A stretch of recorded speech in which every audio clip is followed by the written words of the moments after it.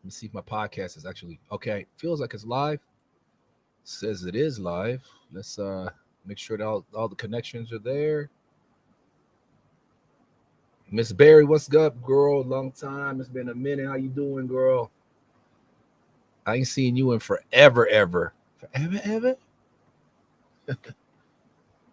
I think Andre messed up that word for us. Every time you hear the word forever, ever, you ain't got no choice but to think about him. Forever, ever? Forever, ever? All right. Okay, so what I'm doing is I'm copying the base. I'm copying the YouTube channel so people can follow.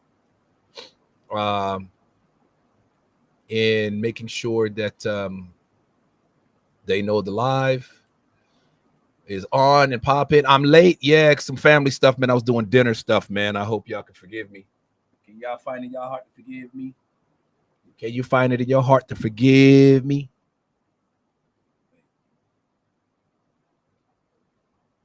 Am I coming through? Can y'all hear me? Am I live? Am I live? Am I all right? Cool. Yeah, man. I just, just had to make it a little romantic. You feel me? Got my little candles going. You don't see the face though. So I'm trying to be all like how I'd be in bed, like when I read my bedtime stories and what. Should I put the candle back here where people can see? All right, hang on. Let me put the candle. Let me put the candle focus. See, I thought people could see right there, but I guess they couldn't. So let me put it where people could see. Then make it more romantic. You feel me?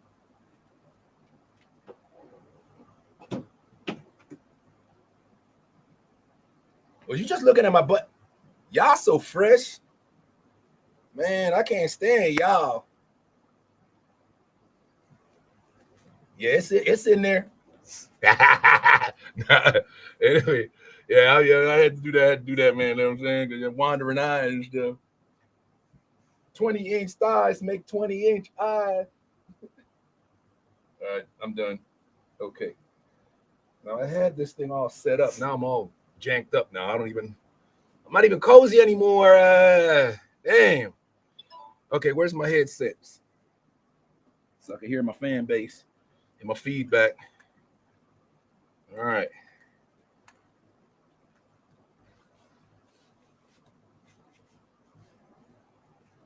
How's everybody doing tonight? I hope everybody's having a good old time, man. We are going to read. We're doing the Look for Me series. Um, we're reading chapter 3, book 1. Uh, and we'll kind of go over some stuff as things progress. Let's see. Got the book ready. Want to make sure it's not so romantic that I can't damn see. um, hey, girl, I appreciate you. All right, so let me check to see if my partner's on board here because he's supposed to be on board. I don't see him, so I don't know what's going on with my partner. Also, I let me wave to you just so you know I see you.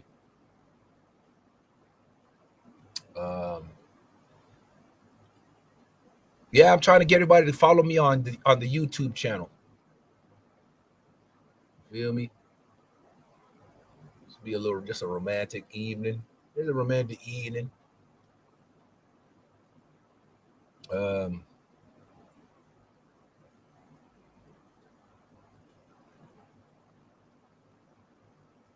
Waiting for my partner. Supposed to be popping in. I'm not sure what's going on. Let me check in with him. See what the deal is.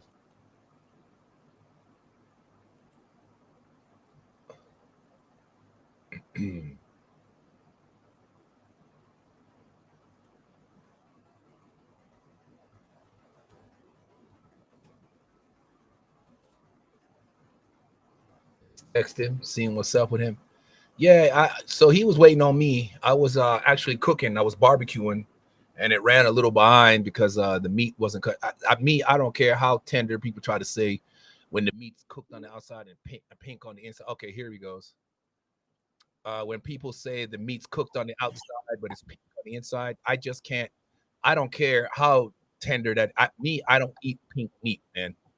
Well, not the kind you think. What? I'm nasty? You tripping? I'm not nasty. Anyway, my partner just stepped. Oh, look, my partner's just stepped in. How we doing? I'm doing good. What are you wearing there?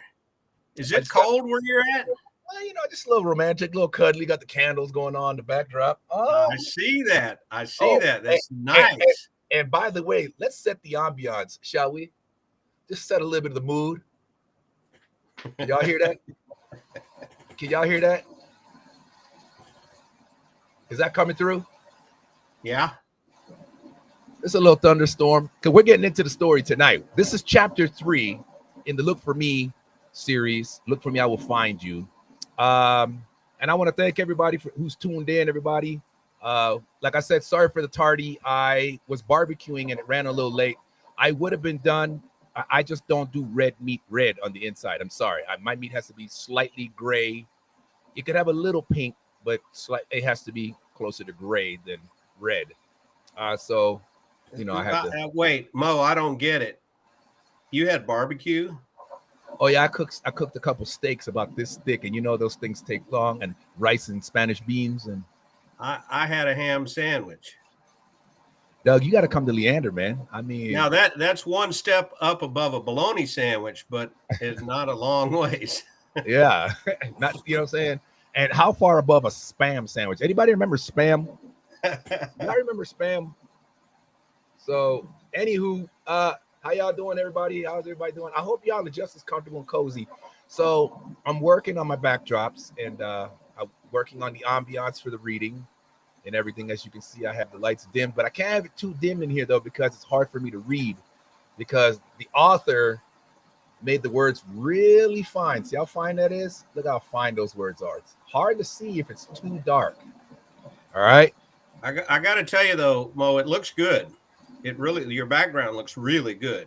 I got the little scented candles, a little romantic, what I'm saying? Just and like, I don't know, I might order me some cheesecake and just see how I'm doing tonight. Now, if it catches on fire in the background, should we let you know? We'll just let it burn down for the ratings. How about that? I mean, I saw a video yesterday on Twitter. Yeah. Where they had a accidental fire in a mechanic shop. Yeah. And just a small fire at first, down on the ground, and it started growing, and people ran around like chickens with their heads cut off. A guy comes with a fire extinguisher, and he points the fire extinguisher at the top of the flame. Yeah. Now, how many of you know that that's not how you put out a fire? No, you always put out the fire at the root, the base of the fire. At the base. Yeah. Anyway, the whole shop caught on fire. Of course. Blew the flames right into the curtains. How about that? Burn the car. Crisp the car. Oh my gosh. And imagine all the flammables that they have in there. All the explosive stuff, all the chemicals. Oh my gosh. Fuel cleanser and all that stuff. All that. So yeah, I'm ready. Thank you for asking. Doug over here interrupting. I blame Doug.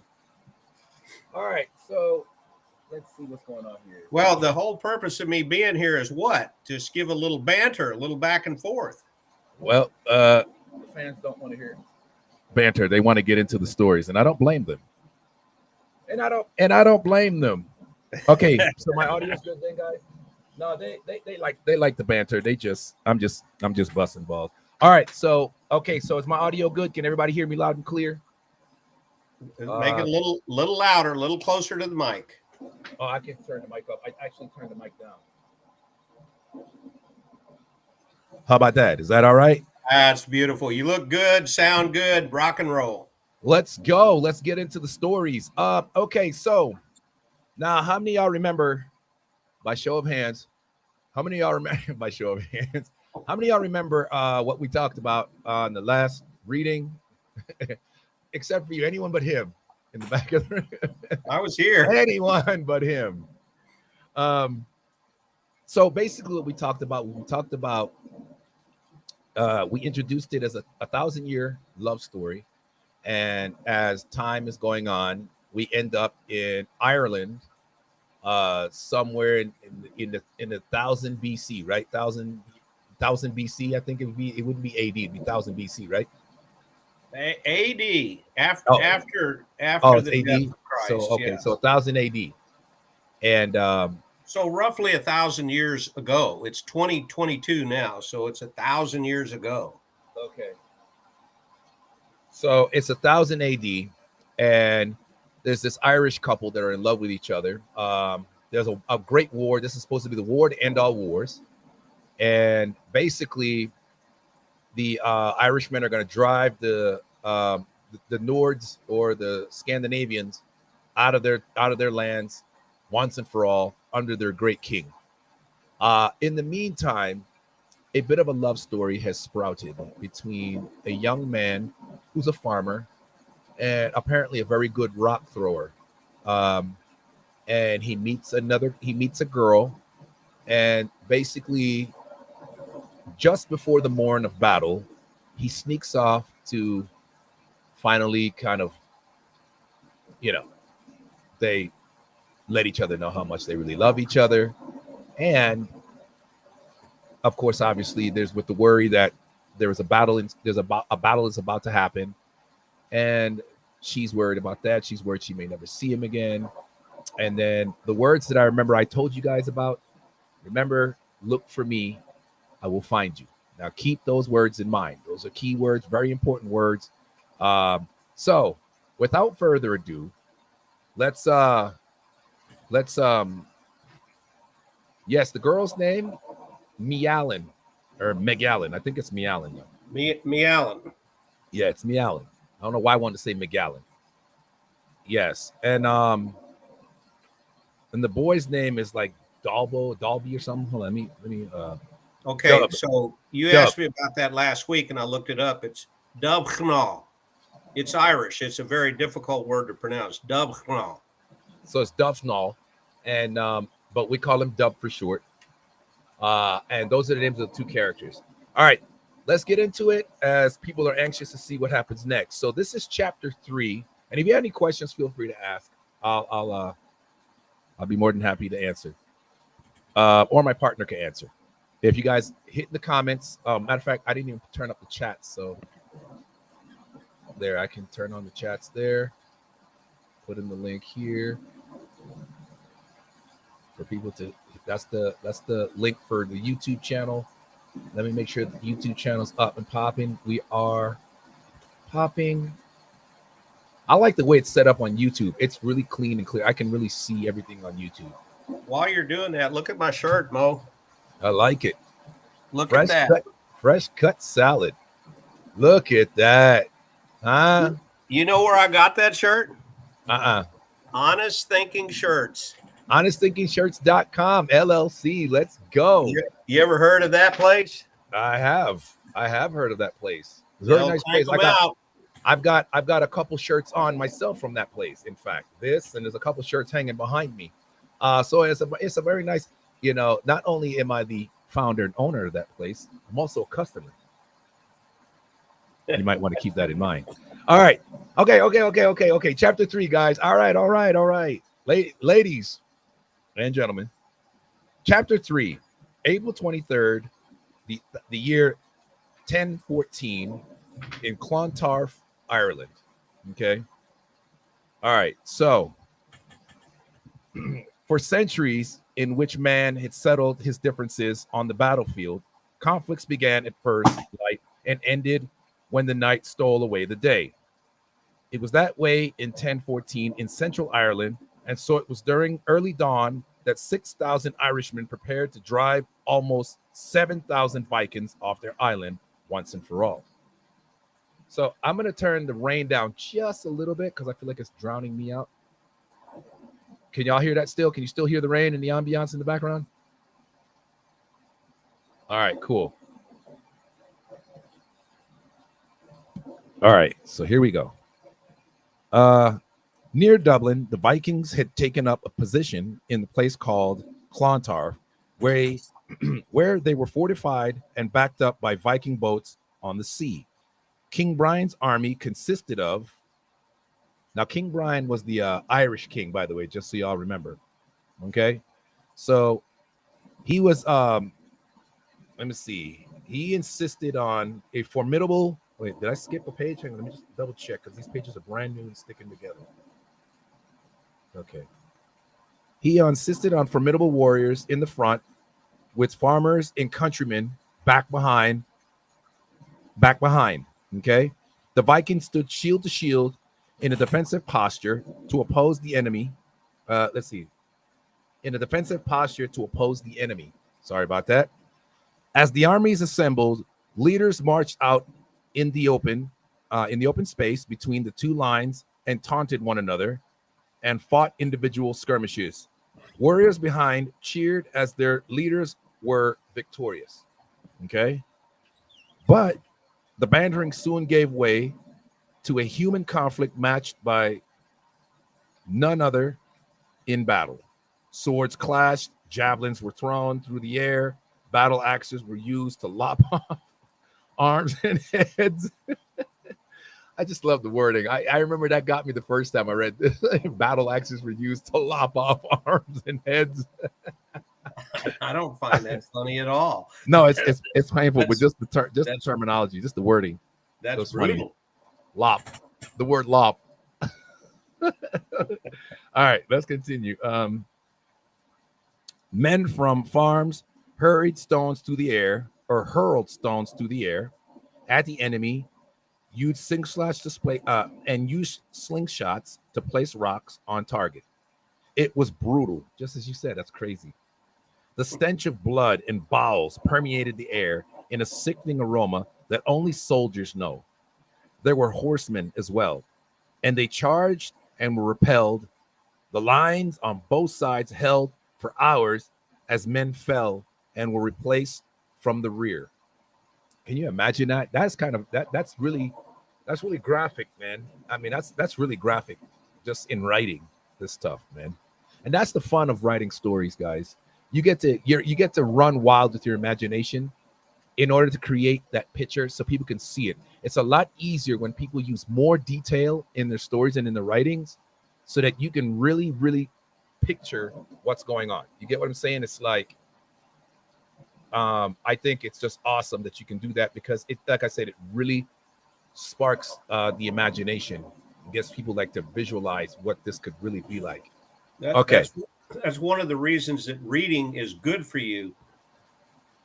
What's that? Reading causes you to think, causes you to form pictures. So any kind of reading is really an excellent exercise for a human being. I've got a 2022 Playboy magazine here, 110th series. Let's see what imagination we can use here. All right. No, I'm just kidding. I don't do porn. I just can't. I just too much. Trust me. I just don't know why. But anyway, so from the rear, the men would battle with all their might, grow tired, and retreat to rest and recover. Dub was a gallant warrior. He had never witnessed such carnage, but he held his ground with his fellow farmers and hurled stones at the targets until his arm was so hot that he thought it would fall off. Again and again and again he would throw stones. Some were accurate and would take out an opponent soldier. Others would miss, but there were plenty of targets, and he was ordered to continue, and so he did. Okay. Mialin. So back to Mialin, the girl. So this is what's going on from Dub's point. It's a battle that's happening. It's a war. What's happening is it's a war. So basically, the Vikings or the Scandinavians had taken over Ireland and been just wreaking havoc in the lands, just raping and pillaging, killing, doing whatever they wanted to. And the Irish people under good King Brian, they had just had it. They were just done with it. They were sick of the carnage. They were sick of theft and the rape and just the disrespect of their home country, so on and so forth. So under their great King Brian, they would wage war and rid their land of these people once and for all. Okay. So, like I said before, a bit of a love story has happened in the middle of all this. They're getting ready to go to battle, and there's a farmer by the name of Dubnall, aka Dub, and just a small town girl by the name of Mialin, they were greatly in love with one another. And would only have the one chance to like really express it with each other, making love, kissing, touching, petting, all kinds of stuff, before he would go off to war, and then the rest we'll find out. So that's just, I hope that catches you up. Okay, anybody else, just feel free. Okay, so now we've just discussed what Dub is going through in the middle of a war. He's basically slinging stone after stone after stone as he is commanded by his commanders in the battle and by King. And no matter how tired he is, he must continue the assault. So now we're jumping into what's going on with Mialin, what's happening with her. Okay, so Mialin was in the back of his mind the whole time. Okay, so I think we're still talking about Dub here. Okay, so he's thinking about Mialin. So Mialin was in the back of his mind the whole day.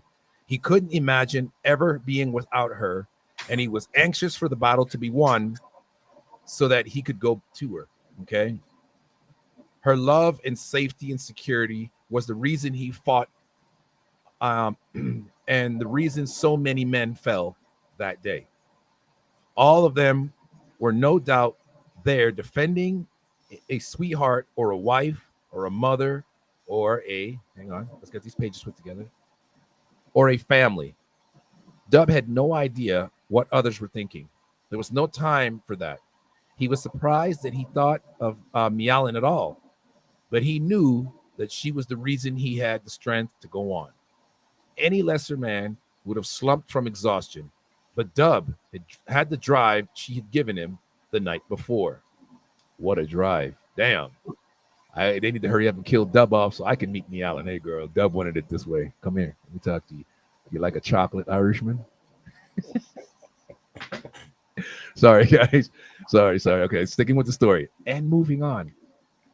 Okay, so it says, let's see. Any lesser man would have run the night before, and he was determined to save her from the Norsemen and give her Irish liberty. And then he felt it. Out of nowhere, a javelin stabbed into his abdomen. He stopped and looked out at the battlefield. All the noise of metal clashing disappeared. He saw his friend Peadar still fighting beside him. He saw the Vikings. Slip out. Viking ships out on the sea.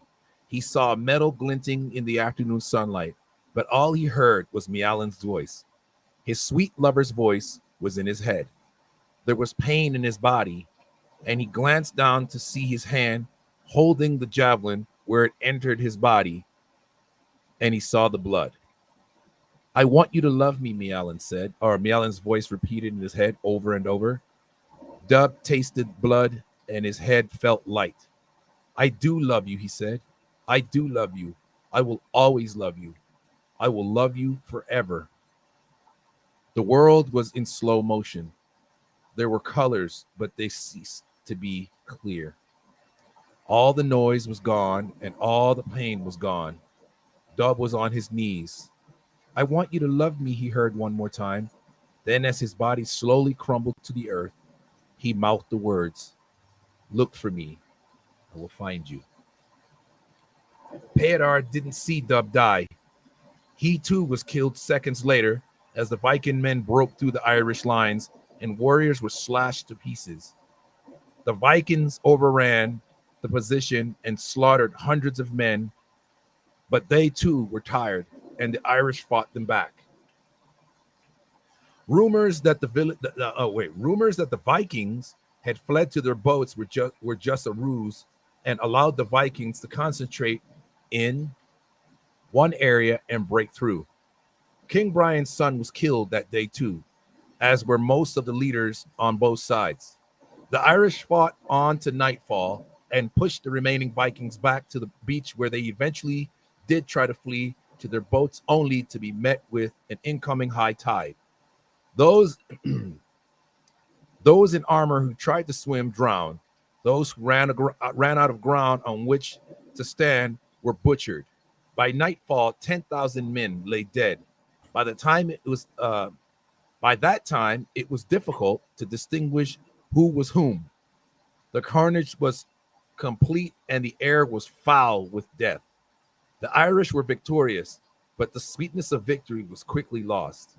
Norsemen who had escaped into the woods stumbled upon King Brian's camp where they were praying to God in thanks for the victory. Where he was praying to God in thanks for the victory. They killed his bodyguard and quickly beheaded him. The king who had united the country, driven out all the invaders, had and finally set Irish free, lay dead on the day of his greatest victory. It was 2 days before Mialan's worst fear was realized. There were not, let me see, there were not many widows on the battlefield, but Mialan searched, hoping beyond hope that she would find Dub alive. He wasn't. When she finally found him, she fell on his body and wailed. How could her man be gone? How could he be one of those who was killed? Why did it have to be him? If only she could have convinced him not to go to battle. But there he was, dead, a javelin through his body. How could this be the same body that had been so loving, that had made her feel so alive? How could this be the man who touched her, or who touched her breast and had given her pleasure that she had never felt before? Look for me, she said. I will find you. Remember those key words that I told y'all about? It begins to become a trend as we continue to read.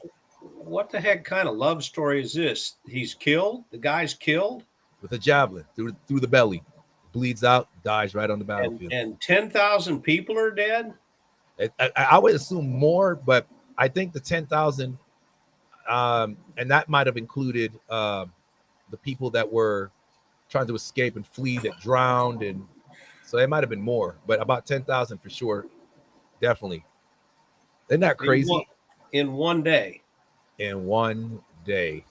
And then the irony of it all is the king who had led his people successfully to victory. Some of the Nordic men who escaped into the woods happened to stumble upon his camp and kill him and his bodyguards right there. So they can't even celebrate with their king. That's crazy. No, but don't despair, y'all, because this story is just an up and down roller coaster of all these little stories. This is just the beginning. You have not begun to understand what's going on. So look for me. I will find you, she said. That crazy? Let's take a moment to just kind of think about that, y'all. This girl has loved this guy since growing up. I guess they grew up together in a small town. He was a little farm boy. He was a big guy, but young guy, gentle giant. If if you guys heard the reading before, he was like a gentle giant, and but just very, very respectful. He was respectful. He didn't even want to. Just think, guys. So when I read before in chapter 2, she wanted him to touch her and make love to her, and she just wanted him.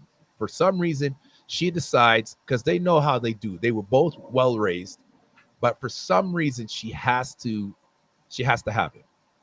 And him being the guy he is, he's like, listen, we can't do that. We're not yet wed. We're not married. So if he'd had his way, he wouldn't even touched her. He wouldn't even done anything with her besides just kiss her and hug her and long for her.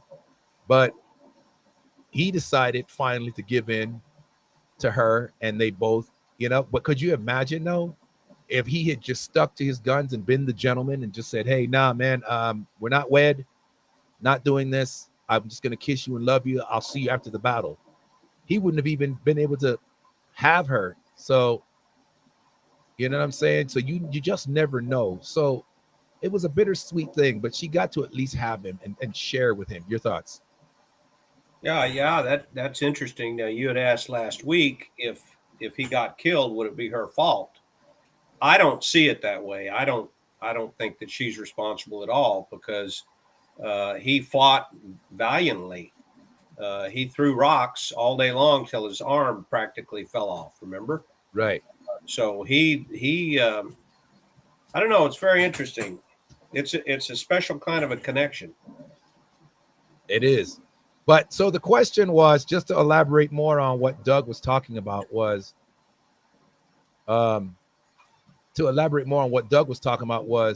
basically they had made love hours, just a few hours before battle. So I was saying, since he stood up all night making love to his girlfriend, would it have been her fault if he had gotten killed on the battlefield? Okay. Joe, I see you, girl. How are you? Hey, why don't you join? Can you join? Click the link and join the live. Would you be interested? We'd love to have you. I see Joe. Can you see her? She's on Instagram, actually. I Hi, can't Joe. yet, but I'm looking forward to it. Hi, Joe. It'd be awesome if you could get on here. That'd be nice. She has read some of the books, I believe, and it'd be nice to get a female take on this book, some female perspective. So, how was it possible that I can get you the link? Let me see. Let me see if I think her and I are friends on Facebook. Let me send her the message on Facebook. Bear with me, y'all. I know it's getting good. It's crazy. No, I'm anxious to hear what happens in chapter. What is it, 4? We've read 3 chapters. Yes, chapter 4. So yeah, what I mean, you left me on the edge of my seat here, but we understand the technicalities. Okay, I just think it's interesting. According to the literature that goes with these books, these are historically accurate fiction. So that description that you gave about the battle that's the way they really did it. Yep. I just can't imagine. One second, Doug. Sorry. So Joe responded that she is tuning in. She's actually at work. I sent you the link on your Facebook Messenger, Joe, because I didn't know you were at work. Sorry about that. But so what we're trying to do is we're not trying to put we won't tell anybody. Yeah, right.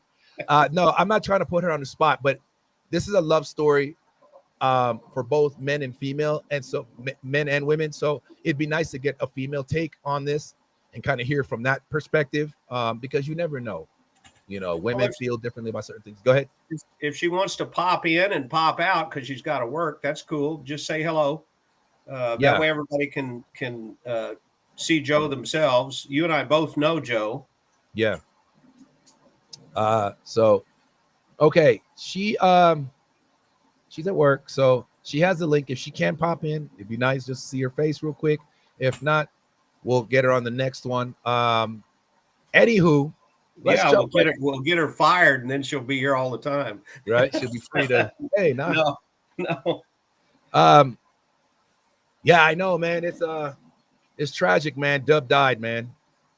And from what it sounds like, he was really holding it down. He was really doing his thing. I mean, he was fighting to beyond fatigue. And then all of a sudden, I mean, you got to be pretty exhausted. Joe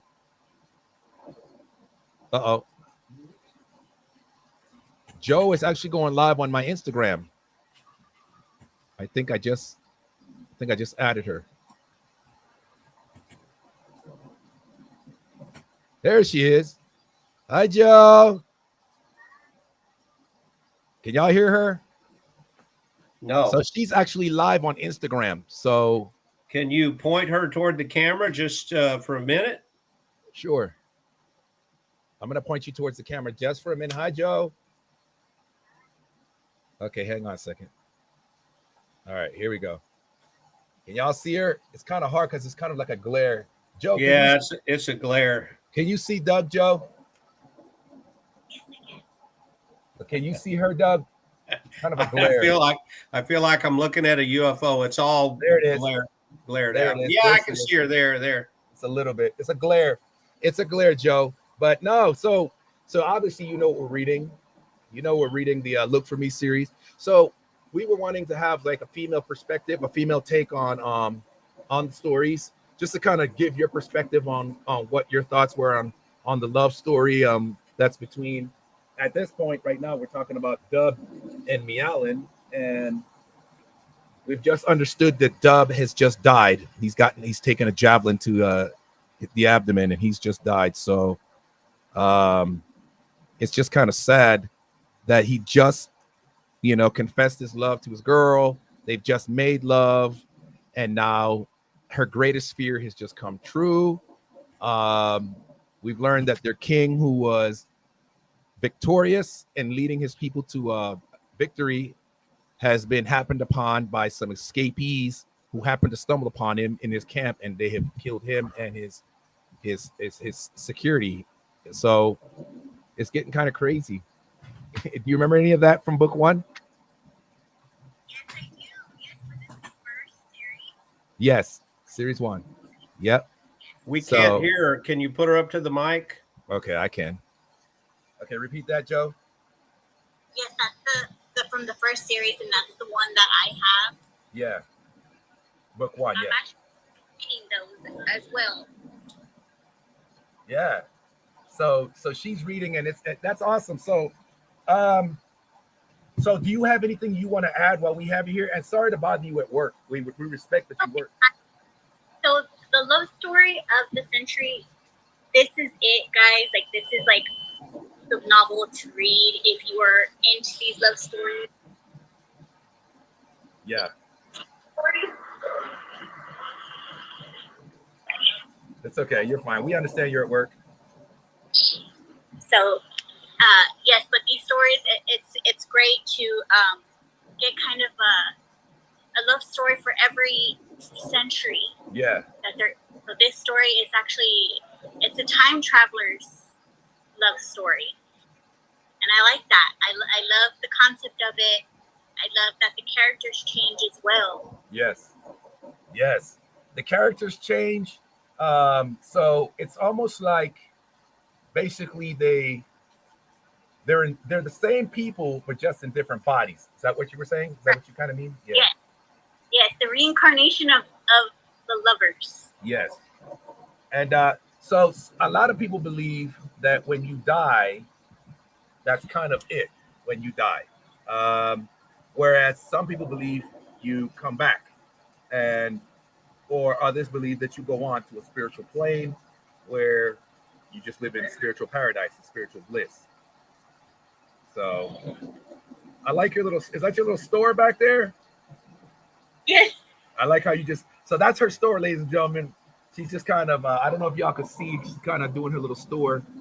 It's kind of a glare. I hate that glare. Hold the phone closer to your face. Let's see if the glare disappears. To my face? No, it's just too bright. It's too glary, huh? So I wanted y'all to see her store. She walked around and she it's too glary. Dang it. Well, tell us about the store. Oh, that's got it. That's got it right there. Now we can see it. So tell us about the store. The merch.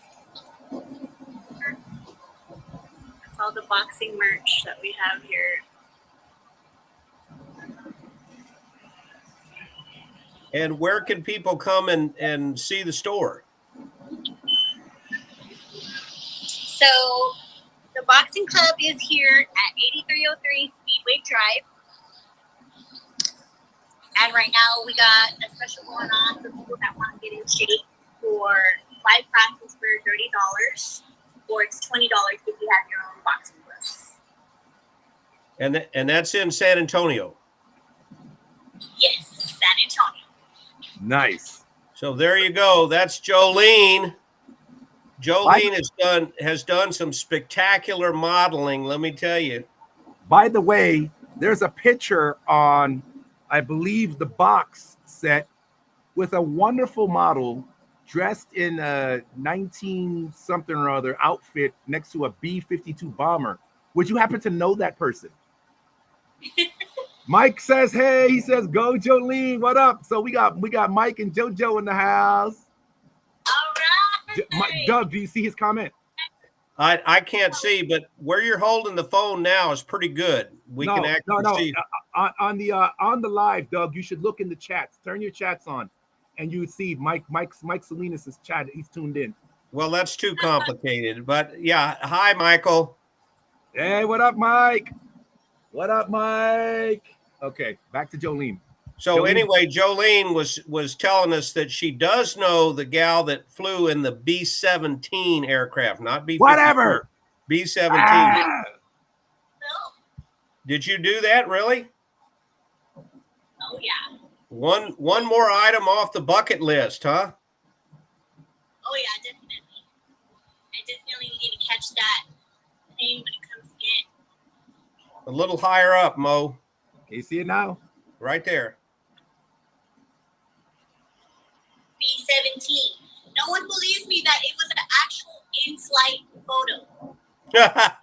Wait. Let's Wait, it was see in flight? let's see if we can find some GoPro footage, because I know there was some made. Wait a minute. That was an in-flight footage? I didn't know it was in flight. Hang on, Yes, y'all. sir. I'm Yes, readjusting. sir. I'm in an awkward position here. Hang on. Bear with me, JoJo. Bear with me, Mike. Okay. Let me get everything back going here. All right. Let's see. Can we see Okay, it? you got to raise it up a little. How's that? Yeah, that shows pretty good. I just want to make sure I got the mic. JoJo, say something. I want to make sure I got her vocals. Live life, be free. Live life, be free. Yes. Yes. Yes. Yes. Okay, so Michael says that was her in the plane. Yeah, that's what we understand. I've heard that. Nice. So, live life, be free. Yep, that's on my. So I have a YouTube channel that does. Hang on, let me make sure I got. Okay, I'm losing. I feel like I'm losing JoJo. There we go. There we go, Joe. You're fine, Joe. It's me. So basically, I have a YouTube. I have a YouTube channel that's called Leisure and. I forget what it's like. It's a type of word for. It's a type of word for. I think it's called requiescence, which is a type of word for relaxation. And I on this channel I upload stuff like rain and thunderstorms and streams, creeks with stuff like that, so people can relax if they're having anxiety or anything like that, having trouble sleeping. You ever tune into those and they help you sleep? Yeah. So I've suffered 34 years of anxiety and stuff like that, and they help me to sleep.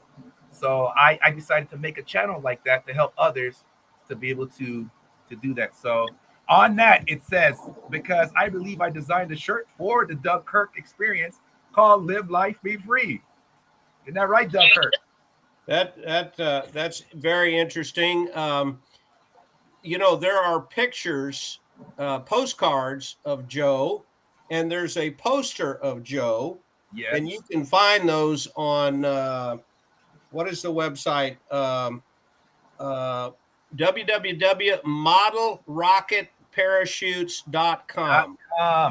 Modelrocketparachutes.com. Y'all bear with me. I'm trying to hang on. You can find the poster. I don't think the postcards are there, but I'll talk to some people to see if they can upload those. But anyway, Joe is fabulous. There's good models, and then there's great models. Wait, somebody commented. Stacy says, "What are y'all talking about?" Okay, so we're talking. Oh, JoJo, tell Stacy what we're talking about. We're talking about the love story of the century. Series of books and by Douglas Kirk. Yep. It's a 1,000-year love story about two lovers that go through the test of time. They withstand the test of time. And this is so that my other followers can see JoJo. Lovely young lady, all professional at work. I wanted to get a better. There we go. Now it's focusing. A better shot of. Matter of fact, that's what I was supposed to do. I was supposed to run my other camera so that I could have it facing my Instagram so everybody could see each other, but I didn't set that up because my second camera. I've got like 3 cameras. My second camera was acting a fool. It was acting up. So, anyway, this is Joe Salinas.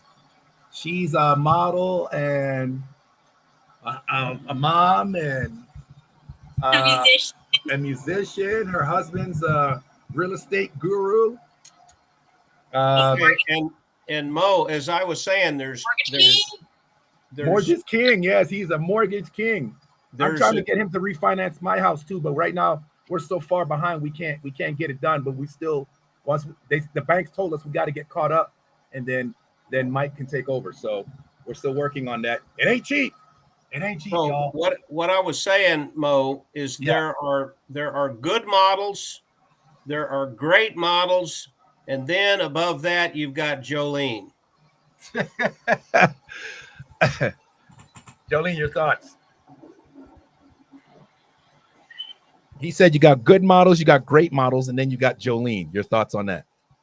Aw, thanks. Michael says I'm a great model too with the ponytail. Michael and his great hair, man. Mike's got great hair. You got to admit, you got to love it. Mike's just got great hair. Show everybody a picture of that box that had that photo on it. Okay, so what, the box that has the what? It has the B-17 photo and Jolene in it. Let's see. There she is. There she is, y'all. Is that her? That looks like Jolene, y'all. Mike, can you verify? We need a verification from Michael Salinas. Do you claim this person? Do you know her? Do you know this person, Michael? Michael says, I love you, Mo. I love you too, Mike. I love your hair, though. I gotta have your hair, man. I need some hair woven down my back, man. I'm getting gray and it's kind of going away a little bit on the edges. He says he claims her. He goes, yes, I identify that body. I identify that person. That is my person. Let's go. Jolene, you have been verified. Thank you. You have been verified, Jolene Salinas, by Mr. Michael Salinas. Yes, I verify. I have confirmed that is my person. All right. So I don't know, Doug. It kind of sounds like a modern day love story brewing right here between Michael and JoJo Salinas. Should we write about that? Talk about that? Yeah, I think so. And just briefly, because this is not our subject of the night, but Jolene was asked to be a 1920s, 1930s washwoman for a photo shoot. And Michael came along on the photo shoot, and he was instantly put to work holding the reflector and hauling stuff around and all that kind of stuff. So it worked out pretty good. We'll have to dig up the picture and show it. We need to form a union. Michael wasn't compensated and taken care of. We got to get Michael taken care of, Mike. He was like, I just came here to show support and I ended up on payroll, but there was no payroll. Everybody eats. Everybody eats. So yeah. Mike says, so there's a lot of comments from Mike. What did Jolene say? We are going to be going to Germany, and I am going to make a point to bring the books along with me so I can get some photos and kind of just promote the books a little out there in Germany, because we're going to have like a day off. Nice. Excellent. Nice. Jolene, I'm going to teach you some German. Do you speak German? I started lessons, actually. So I've been progressing on my German lessons. So here's one that's not very common, or it's not talked about a lot, but people in Germany use it. When you want to say goodbye and it's informal, informal, you say choose. Choose. It sounds like CHOOSE, but it's spelled differently. It's spelled TSUCHSS, but it's pronounced choose. That means bye-bye. What did she say? Choose. Goodbye. Right. Choose. Yeah. So, Choose. There you go. You got it. So what's the one that they always use that everybody uses when they say goodbye? Auf Wiedersehen. Yeah, Auf Wiedersehen. I thought that was Swedish at first. No, Auf Wiedersehen is German. Yeah. And when you first run into somebody, it's Wie geht es dir? How are you doing? Wie geht es dir? Mike says she knew that one. She knew the choose one. Oh, she did. Okay, cool. Yeah. Way to go. Way to go. What else can you teach her in German? So when she gets there, she can say it. Now, don't teach her cuss words. You notice every time somebody teach you a language, they would teach you the cuss words and the bad stuff to get you in trouble, get you nice and robbed in a country that you don't know where you're at. You cussing people out. Yeah, that's nice. That's a trap. You need that. Yeah, exactly. So what other words? Okay, here's a phrase for you. Wait, before you start, Joe, before you start, let her see if she has a word she can give you. Let's do it back and forth. So, Joe, do you have a word you can give him? I do have a word. Okay, go ahead. Okay, let's see. How about Guten Abend? Guten Abend. Did you say Guten Abend? Good evening. Guten Abend. Yes. Okay, so what about this one? You're going to love this one. You can use this on Michael. Plug Michael's ears. You ready? Ich bin niedergeschlagen. Ich bin niedergeschlagen. You ready? Ich bin niedergeschlagen. I am depressed. Nice. Nice one, Doug. Hey, honey, niedergeschlagen. Ich bin niedergeschlagen. And he's going to be like, oh, I love you too. And that's not what she said. You're not listening. Why are we arguing? Are we fighting? Well, she already knows I love you. Ich liebe dich. Look, Micah's like, oh no. Mike says, not me. Monica Sears says that's a good one. Shout out to Monica Sears in the building. What's up? So we got people that see Jolene shows her beautiful face, and then everybody tunes in. That's right. Isn't that what we said, Doug? We need and everybody tunes in. We need to figure out a way. It's a party. Nobody wants to see our ugly mugs, Doug. They want to look at. I know. We need to figure out a way to get her on Facebook in the future, so you don't have to hold the phone. Well, actually, so what I want to do is I want to put the phone up to the camera again so she can show off the shop where she's at, kind of promo her stuff, because she's at work and she took the chance to get on here. So I'm going to do this again. Let the camera adjust. Jolene, can you show off your? Okay, wait a minute. This is so awkward and weird. Okay, so can everybody see her? This is Jolene. Let me get focus. There we go. Okay, Jolene, show off your place again. Kind of walk around and show off your store again. Kind of show off what you got going on there. There you go. So they got their boxing merch. It seems like some kind of a sports apparel type of shop happening here. You're too low, Mike. Mo. There we go. There we go. There we go. So is this like an MMA kind of gym? I'm moving. It's a boxing gym. Okay. Hang on. Let me give her the mic. Okay, speak that again, JoJo. It's a boxing gym, and we do training here, kickbox training, cross training. If you want to be a trainer, we have a program for that too, one-on-one training. Awesome. So look at that. Everything you need, girl. I know you in there getting your shape on, girl. I'm working on my summer body now. Get it, girl. I ain't even mad at you. Raise the phone up, Mo. There. Can you see it? It's weird. I feel like, you know what I think's happening? So I'm looking at Jolene, right? And as she's moving, I'm moving with her. Kind of like when you play a video game and you're moving the controller. Sorry, y'all. I suck at this, but we're going to have this put together. Actually, she was supposed to be on the show. We kind of want her here on the show because she's actually one of the cover models on the box set, but she's at work and she couldn't do that. So we'll get her on the next one. How y'all doing? Instagram? So I'm trying to find a way to go live on my Instagram where I can link into my Instagram and then everybody can see and we don't have to do this. But for some reason, I can't do it on my Instagram just yet.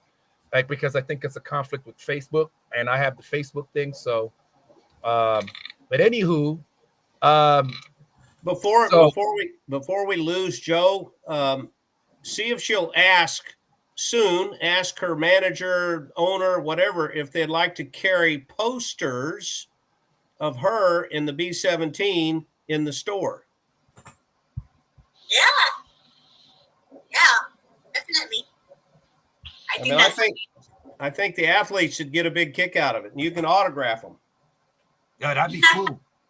That'd actually be cool. You up on the wall, Mike? What are your thoughts? What are your thoughts on that, Mike? Monica says, where's she at? She's either just outside of San Antonio or actually in San Antonio. Your thoughts, Jojo? In San Antonio. So she's actually in San Antonio.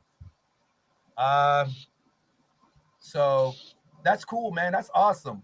I guess I could hold my phone like this because what it was, I was trying to get people to see me on Instagram at the same time see Jojo, but we can kind of Jojo, as long as Jojo can see us and everybody can see me on the face front camera, I'm gonna find a way to make this whole thing work again. This is like so we don't have to run into this problem again. Because this is awesome. I used to have it set up where actually people could speak through my phone and they could hear, but I've changed stuff around a lot. So Mike says he has his signed already. So, and he thinks that that's a great idea.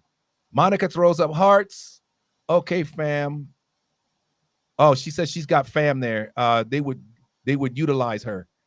Oh, so I guess you got customers according to Monica Sears. So y'all put that together, Jojo. Can you see her comments, Joe? You see her comments? Backwards. Oh, it's so she says she's got fam there, but her name is Monica Sears. Escobar. She's Mexican, so keep it in La Raza. You didn't see my face when I did that though. La Raza. Let's keep it real. Let's keep it real, man. Sigue Latino, what's up? Go Honest Thinking Shirts. You'll thank me later. So I'm the Cuban variety, and then of course we got the Mexican variety and the Salinases and the Escobars and everything like that. So any other Latinos, get on board. And I'm Norte Americana. You're German Latino.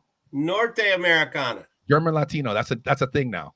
You identify as German Latino. Anybody have a problem with it? Anyone? Anyone? Yeah, speak to my friend Mo. We're gonna make everybody. We're gonna all eat, and we're all gonna fit together here as one big happy Latino family. I didn't even know I had Latino in me. I'm Chinese. You're Chinese Latino. We call you Filipino for short. Okay, so somebody said to me to read chapter 4. No, it's one chapter a night. But you know what? I'm actually tempted to read chapter 4. If I get enough love in the comments and maybe from Miss Salinas, Miss Jolene here, maybe I'll read chapter 4. Your thoughts? I'm for it. We got to have chapter 4. I'm anxious to see what happens. We got to hear from Jolene.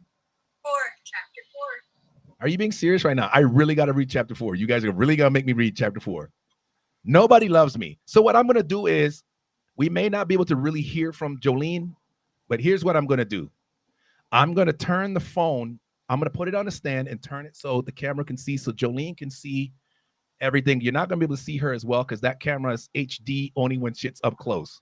Yeah, it's not working, Mo. It's glare when it's no, but she can see us. She can see us that way. So we'll do it for her.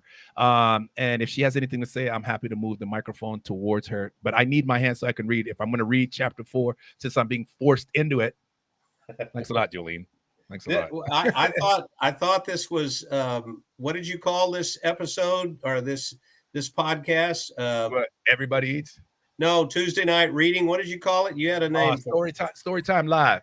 Story time, yeah. So you got to read. You got to read another chapter. Y'all are killing me. Shout out to my man Art by Nation. Jamaica is in the building, yo. My man all the way from Trenchtown. Jamaica, yeah. Hey, is there a Jamaican trip in the Salinas family future? Oh yeah. She was like, oh yeah. All right, so let me turn you around, Jolene, so that the world can, so you can see the world. World, this is Jolene Salinas. Jolene, can you see everyone? I can see you guys. Okay, awesome. Now, yes, you guys aren't going to be able to see Jolene, but she can see you, and that's all that matters. So, Michael, you still with us? Where's Mike at? Monica says, what up? Mike says, yes. What up? What up, Jamaica? What up? All right, so we're getting to chapter 4. All right, so what are we talking about here? This is 1,000-year love story. Michael went for popcorn. He'll be back. Down by the beach, boy. He goes, I'm here. Okay, so he's in the building, y'all. Okay, so here's what we're doing. Chapter 4, y'all see? I'm doing this. Chapter 4. Can somebody read that for me? Monica, read that for me. And then text what you wrote and text what you read. Wait a minute. We got Monica in the building. Monica, why don't you click the link and get on the channel? Monica, would you like to get on? I can definitely. Oh, Michael says May. Uh-oh. So in the spring, the Salinas family are going to Jamaica. So I know I'm heading to San Antonio sometime in May. I might happen to be in San Antonio and have a bag packed. Michael says, go, Monica. Come on, Monica, get on here. We need female perspective. Jolene's here. So come on. Come on, Moni. Where Moni at? Moni in the middle. I just did call her Moni. Her name's Monica, but I just call her Moni. Michael said go.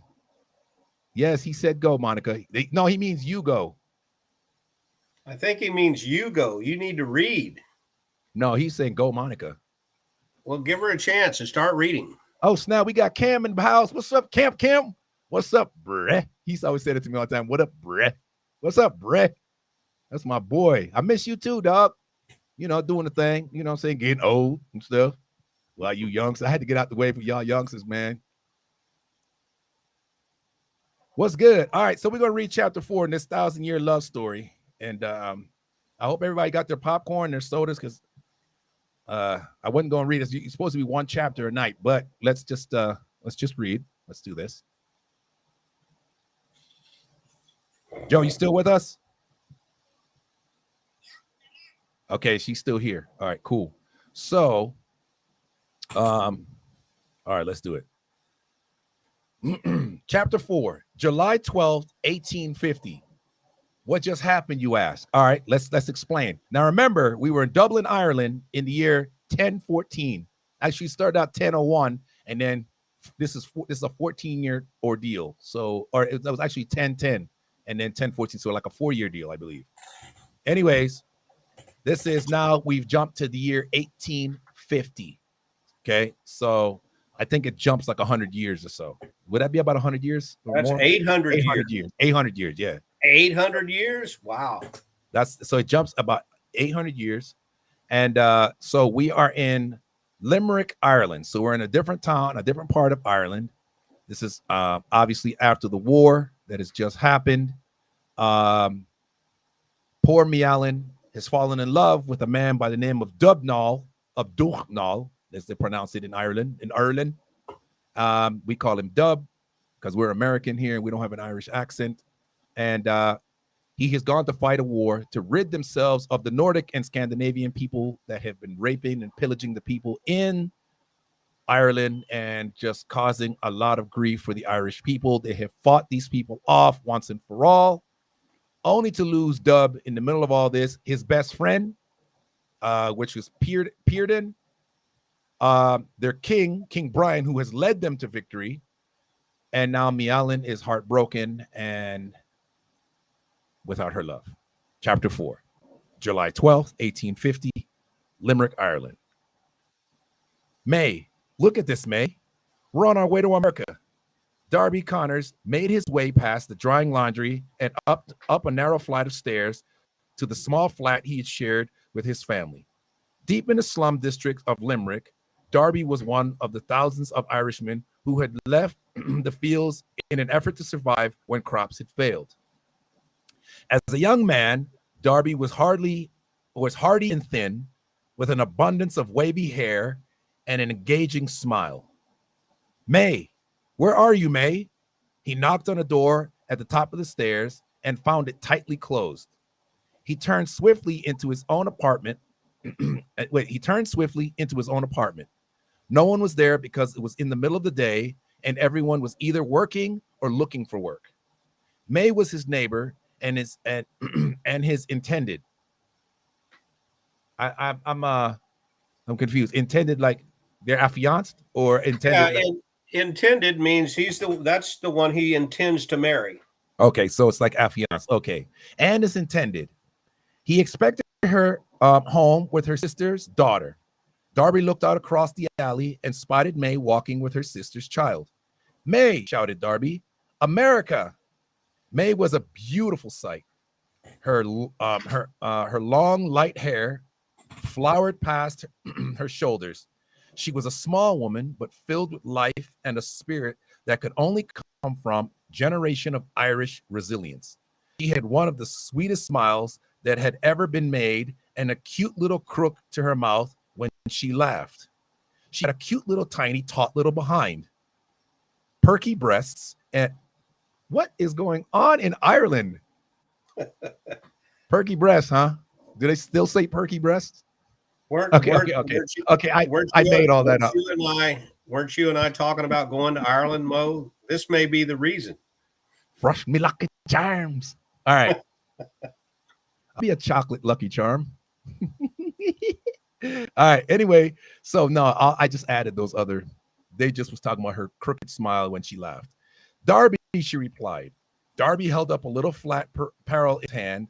America. Oh, it was parcel, not parcel. Parcel. He held up a little flat parcel in his hand. America. We have passage to America. May swept up her sister's little one, our little girl, and hurried towards Darby. He clunked down the stairs and rounded into the alley to meet her. They embraced with excitement. Okay, we're going, danced Darby. We're going to America. May smiled and laughed with him. Let's see. It's kind of hard to see with this. Turn this up just a little bit. I'm not trying to ruin the ambience. It's just really hard to see because I'm going blind. Is that too much? Did that turn up too much? Did I ruin the ambience? Good. That's good. That's good. Because I need to see. It's really hard to see, and I'm really trying to turn. Jolene, you still with us? Okay, awesome. Mike, you still with us? Everybody still here? What's up, Cam? You still in the building? All right. Hurry with excitement. We're going, danced Darby. We're going to America. May smiled and laughed with him, but a concern was evident on her face. Her huge eyes danced as they looked into Darby's returning gaze. I didn't think it would really happen, said May. Well, it has, Missy. And now we can travel to America and get married. The two hugged, and a little girl slid down and grasped her aunt's leg. Isn't this the most wonderful news? Asked Darby rhetorically. He turned towards the broken down shanties that surrounded him. Hey, everybody, Darby Connors is going to America, and he's taking May Carberry with him. A grumpy old man's voice came from nearby. Ah, shut the hell up. Darby laughed. You'd go yourself if you could. You old. Wait. You could. You old. Oh, I see how he put that. You'd go yourself if you could, you old. May put her finger on Darby's lips to quiet him. Shh, she smiled. How about if I come down there?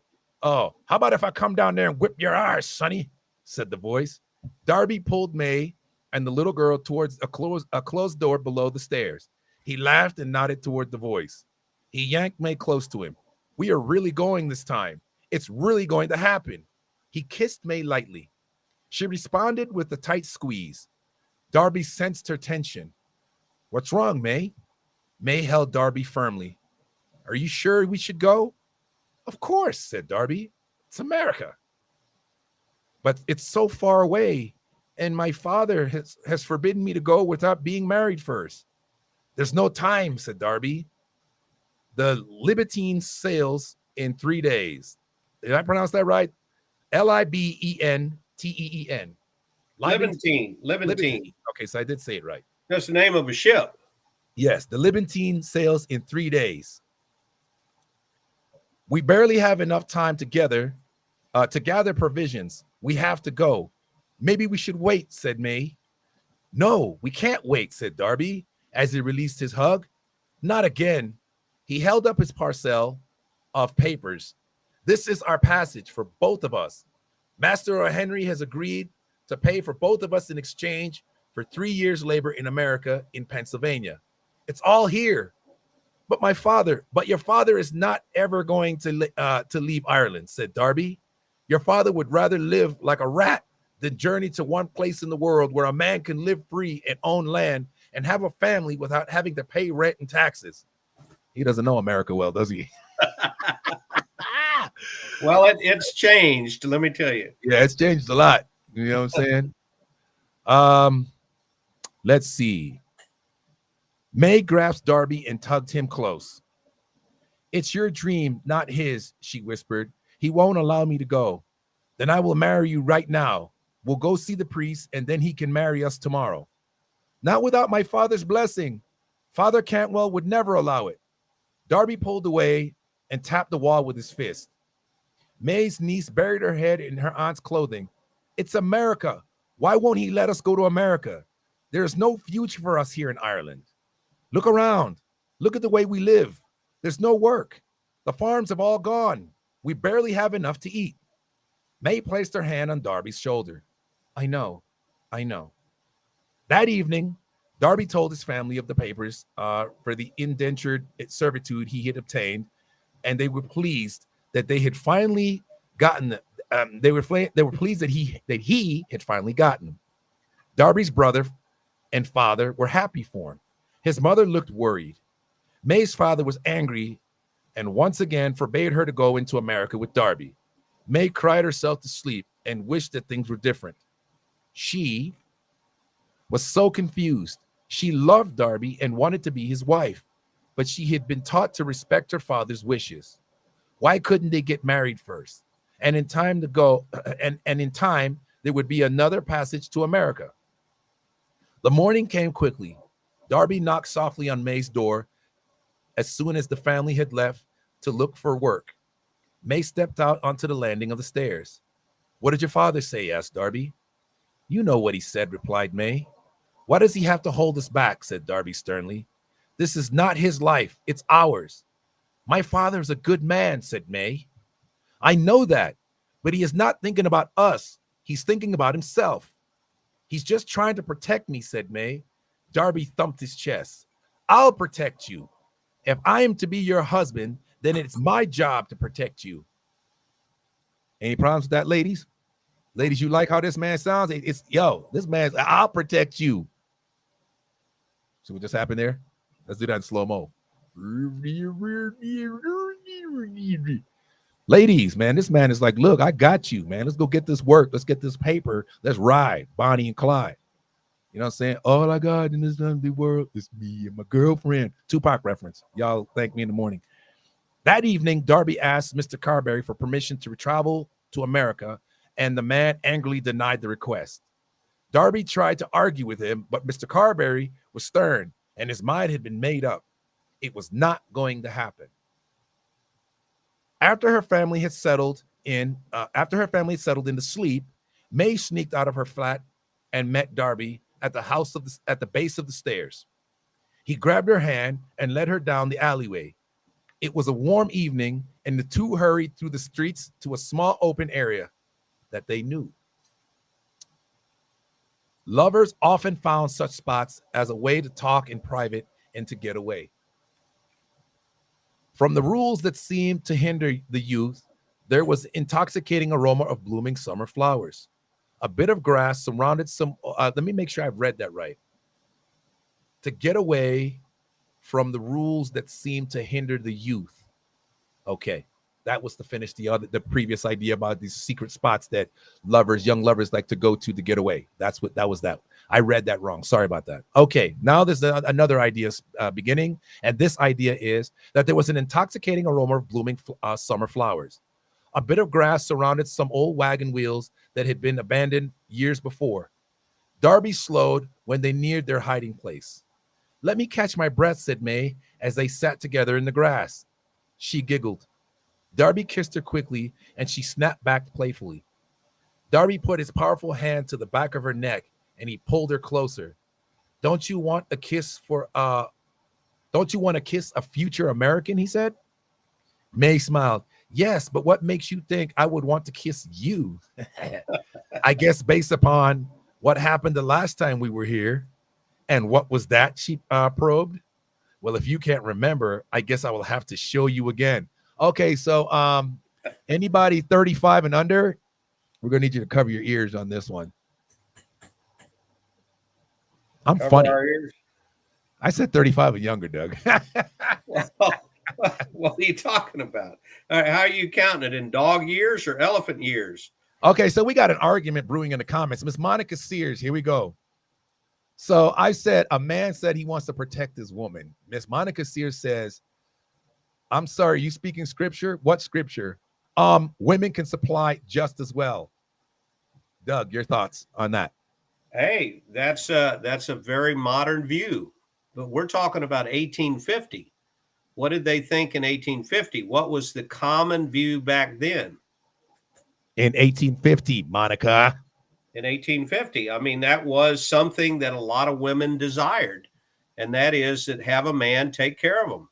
Now today that's not popular. No, because they're identifying as men. So what the hell do men do now? So yeah, I mean, it's a valid point. Oh, Monica says she's talking now. Sorry, Monica. Go ahead. You know you can hit the link and get on the show. Matter of fact, let me make sure you have the link, because everybody eats, and everybody's opinion is just as important. Let me make sure you had. Joe, are you still with us? Jolene? Joe went to sign posters. We lost Jolene. So you got to take care of some business. All right, y'all. So let me make sure I have Monica on here. There she is. So let me give her the link so that she can get on and she can speak her piece. Let's go.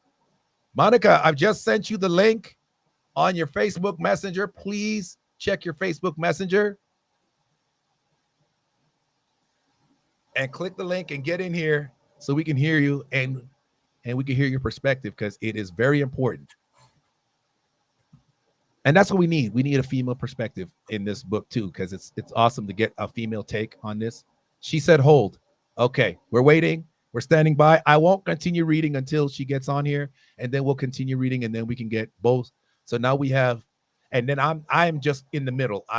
We have my partner on here, guest, and then Monica when she gets on here. We've lost JoJo. JoJo has gone. She probably had to continue working. She's at work. She probably had to deal with some customers. So shout out to everybody that's tuning in on my Instagram, people. I'm trying to get everybody to tune in on YouTube.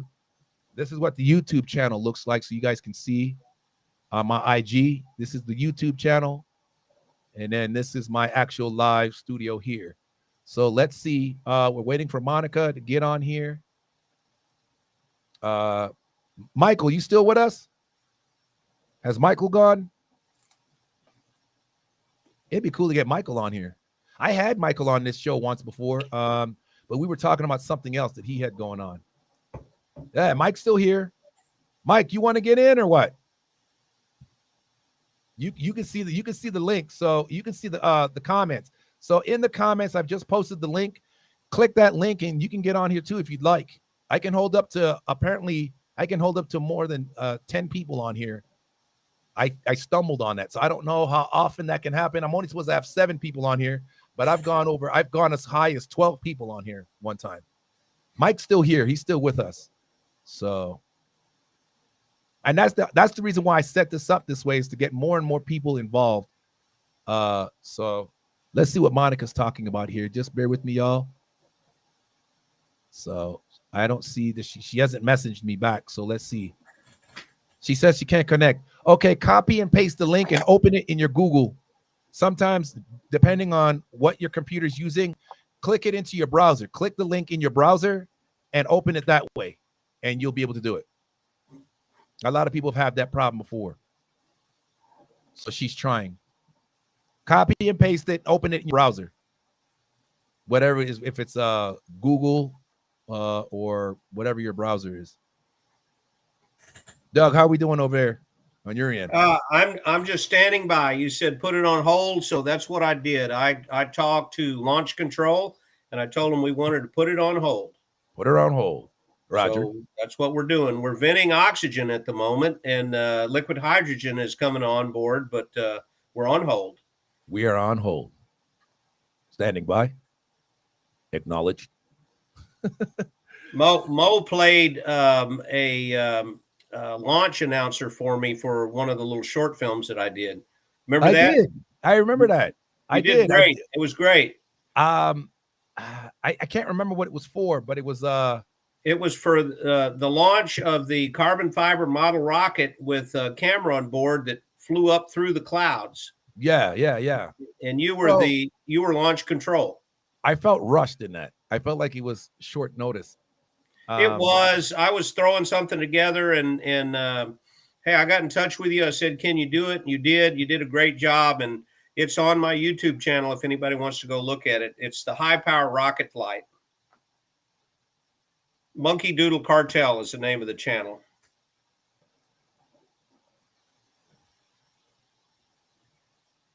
Okay, Monica messaged me. I just texted her saying to open it in her browser. I don't think she heard me. Just copy it and open it in your browser, girl. Copy the link. Do you want to continue reading while she's trying to work out the technical? Well, I was gonna wait, but I guess I could read. I didn't want her to miss anything because if we're gonna get her point on all this, remember she's not read the books. Okay, I'm sorry. You're right. You're right. A matter of fact, I think I know Monica personally, and based on my experience with Monica, I'll say, because I'm not at liberty to talk her personal stuff, but at what I am at liberty to say, I think reading these books, she would love it. Monica would love these books. I would also, let her borrow these books, but you know what happened the last time. I'm not parting with this collection. Sorry. But for $19.95, you too can have a. Is she in Austin? She lives down the street from me, actually. She lives about 15 minutes so away. the books are in Book People. Isn't that the name of a store? Book People? Book People? Yeah. I don't know. It's a big independent bookstore in Austin. Oh. Yeah, I don't know. I never heard of it before. I've heard of still the best way to get them is to send a email to the novelist at yahoo.com. Right. And then there'll be some dialogue on how they can get the books. So she's writing me now. Bear with me, y'all. She is writing me. I'm trying to see what she's saying.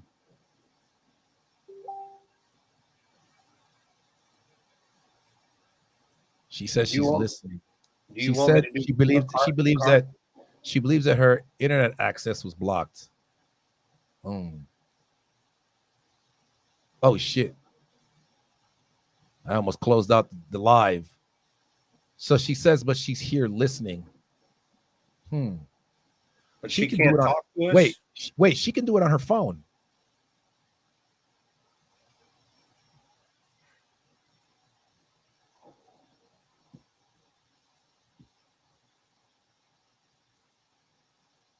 I spelled it wrong. I said itter. Do it itter on your phone. Do it on your phone. Okay. Yeah. Let me see. Tell me more. Wait. Did she just text that? Yeah, she just texted that. Tell you more. Can you do it on your phone, Monica? Put the link on your phone. Open the link on your phone from your Facebook messenger. Copy the link and then open it on your phone. It should work. Because I want to read, but I don't want to read without you because you don't really know the story and I don't want you to miss anything. But I'm telling you, you're going to love this reading. Trust me. I'm not biased. I read the books and I'm rereading. I want to continue. I'm to a place in the stories where I want to see where that goes, man. We're already in the future. This is the past for me. We're already in the future. Doug, you know what I'm talking about. Mm-hmm. See if you can do it on your phone. Try your phone. Will it work on your phone?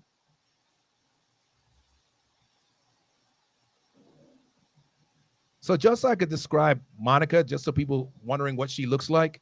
So Monica is a mother of two, but she's one of those mothers that you walk into the house and you don't know who the mother is. So you're acting up and you think that it's a bunch of kids in there. So you act childish. And then she gets offended. She's like, you're disrespecting my house. And like, girl, if you don't sit your little ass. And then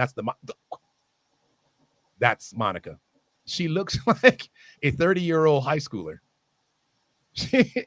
She's a high school kid that's a mom, and you Well- just don't know it. She can walk. I'm telling you, she can walk in the halls of high school right now, and nobody would buy. Ma'am, do you know where your classes are? I'm lost. Well, that's a good thing, isn't it? I'm jealous, is what I'm really Yeah, trying to say. really. I'm jealous. I'm just trying to That's say a I'm jealous, just a little jealous. I would get questioned in high school. Sir, are you lost? No, I'm in 10th grade. Walk with us, sir. Let's you know what I'm saying? I'll go to the special detention and not the one after school. Okay, so she's gonna try. Okay, awesome. Yeah, so that's Monica. She's like 30 something and she looks like she's still 11. It's crazy.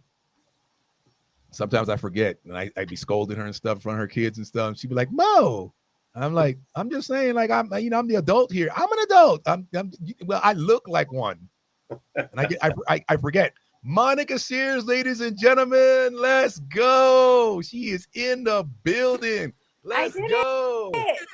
There we go. Okay, great. Monica Sears Escobar. La Raza. What's up, La Raza?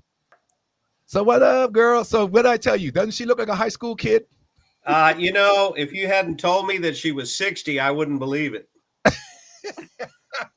Oh, now you're trying to get me killed. I said she lives a few minutes down the road from me. She knows where I live, man. You know what I'm saying? So we don't get a reading next Tuesday. Thank you, Doug, in advance. We know what happened. If she suddenly leaves the frame, go check the front door and make sure it's locked. Oh, I got cameras on my garage door. Nah, I'm good. I know she's here. I can hear you just fine. Come outside, Mo. No, I'm good. I made fried chicken. You made fried chicken? Leave it at the door. Okay, so now she was saying that what was the comment that she women didn't think women can provide too or something? She was saying. Yes, let me not paraphrase her. Let me actually say what she said verbatim. Why don't we ask? Women can supply just as well, she said. La di mother effing da. Go.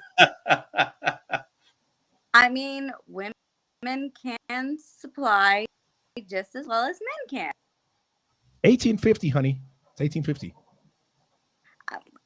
I'm talking about now, though. No, we said 1850 in Limerick, Ireland. Irishmen in 1850 were like. I said now. I said now. We can't. Well, and the fact is, I bet you back in 1850, women could do just as well as men. Women have always been strong, and you'll see the characters in this book or series. They're very strong characters. Yeah, the women are the key characters. The men, you know, they matter too, but it's actually the women, and you'll find that as the reading goes on. And Monica, I think honestly, you are going to love. This is going to be a fantastic read for you. By the way, I was going to say something about, no, you can't do that, Monica. It's 1850. Okay. It's 1850. And also just to speak on, and I thank for everybody tuning in. I just want to speak on women's strength. Number one strength that women have that we will get no argument out of.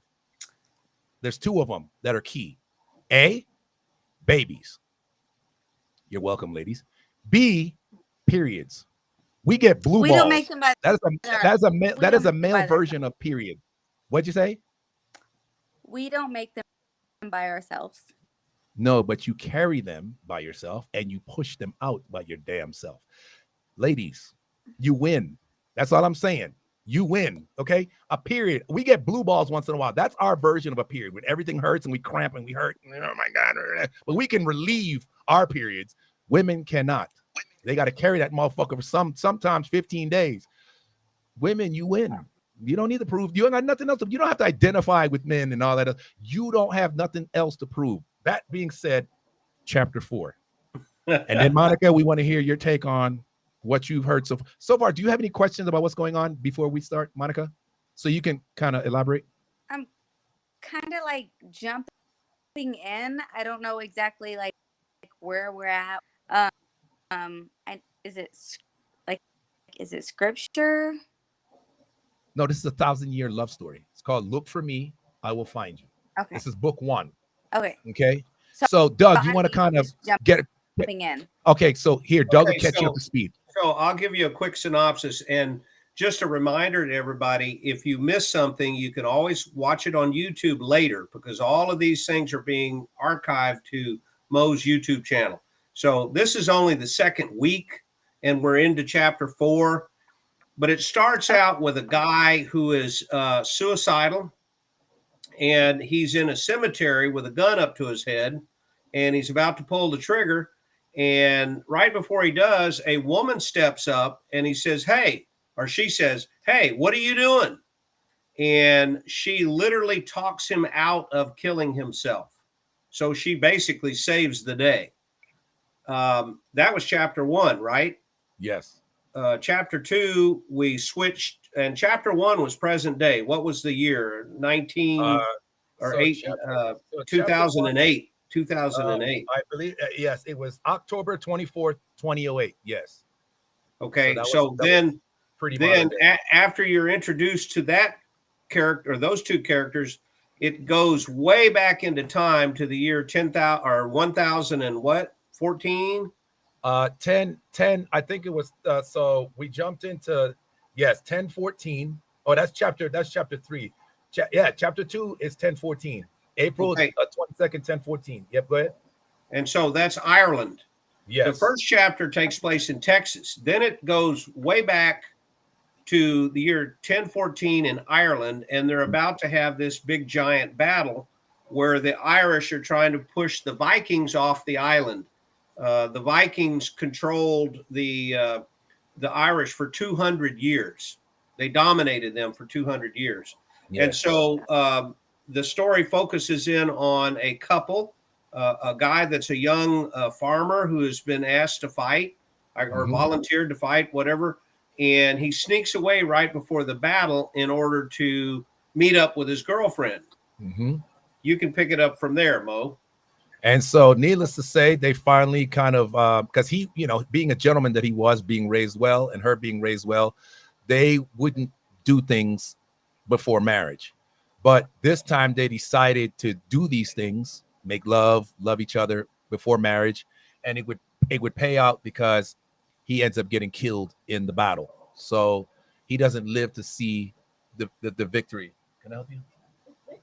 Oh, okay, lay down quietly. So then we skip forward to the current chapter what, 4? Chapter 4. And the year is what, 1850? 1850 in Limerick, Ireland. Character by the name of Darby has just received documents that are going to allow him and his girlfriend, her name is what, May, to go to America as indentured servants. So for the passage to America, they're going to give back to the company 3 years of their life. And that was a very common thing. All of this is historically accurate. That was a very common thing. That's how you got to America. Yes. So that's where we're at. And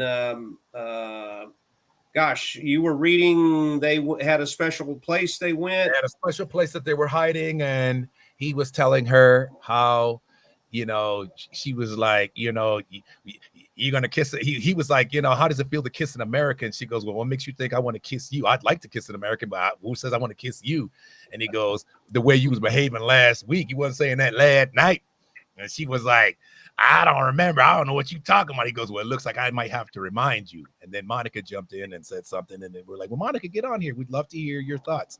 So I'm going to continue the reading, and then we'll hear from Monica on her thoughts and everything. Michael, to answer your question, it does sound like a great movie. We are working on it. This is why we're doing this, to get people interested in this story and trying to get someone to pick up the writings and help co-produce this thing with us. So that is the goal. Hopefully the end game happens. We can meet the end game and get this thing up on the silver screen. So let's continue with the reading. So good one, Mike. Thank you, Michael, for that. Thank you to everybody that's tuning in, and we're going to be a growing family. I have no expectation, as I am just going to do this, and as people slowly pick up, we're going to do this and escape with me. This world is crazy, and everybody could use a good story, no matter what your age. So let's get into this. Let me get my mic. All right, so my camera's doing something crazy. All right, so you see I got the camera. See, I got the candles going on back there. I got the thunderstorm in the background. Let's get that ambiance going. Can y'all hear the rain in the background? All right. So let's get back to what we were saying. So I'm gonna start back to a little bit. I'm gonna go back just a little bit. So no, actually, that's a lot before the banter.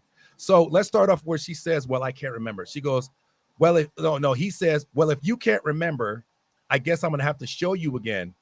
Darby leaned toward her. He touched his lips to hers and then retreated. Does any of this seem familiar? No, said Meg girlishly. That's that's not the way an Irishman kisses. She grabbed Darby and kissed him hard. When she stopped, Darby waved his hand in front of his mouth as if to cool it. Damn, girl. If that is the way Irish women kiss, I don't think I want to be an American. Ah, damn, you didn't give us a chance. One little kiss and you running? How do you know American women don't kiss better? She asked smartly. Well, I don't know that, do I? Oh, wait. Well, I don't know that. I do. Am I reading that right? I'm going to read this again. Well, I don't know that I do. But I will tell you one thing. The Americans have a lot to learn from the Irish. I think I read that correctly. Darby kissed May again. Their passion caused time to fly by. They were unaware of their poverty and their desperate situation in Ireland. The love between them made it all disappear. Finally, Darby stopped to look at May. You are the most beautiful woman in all the world, he said softly.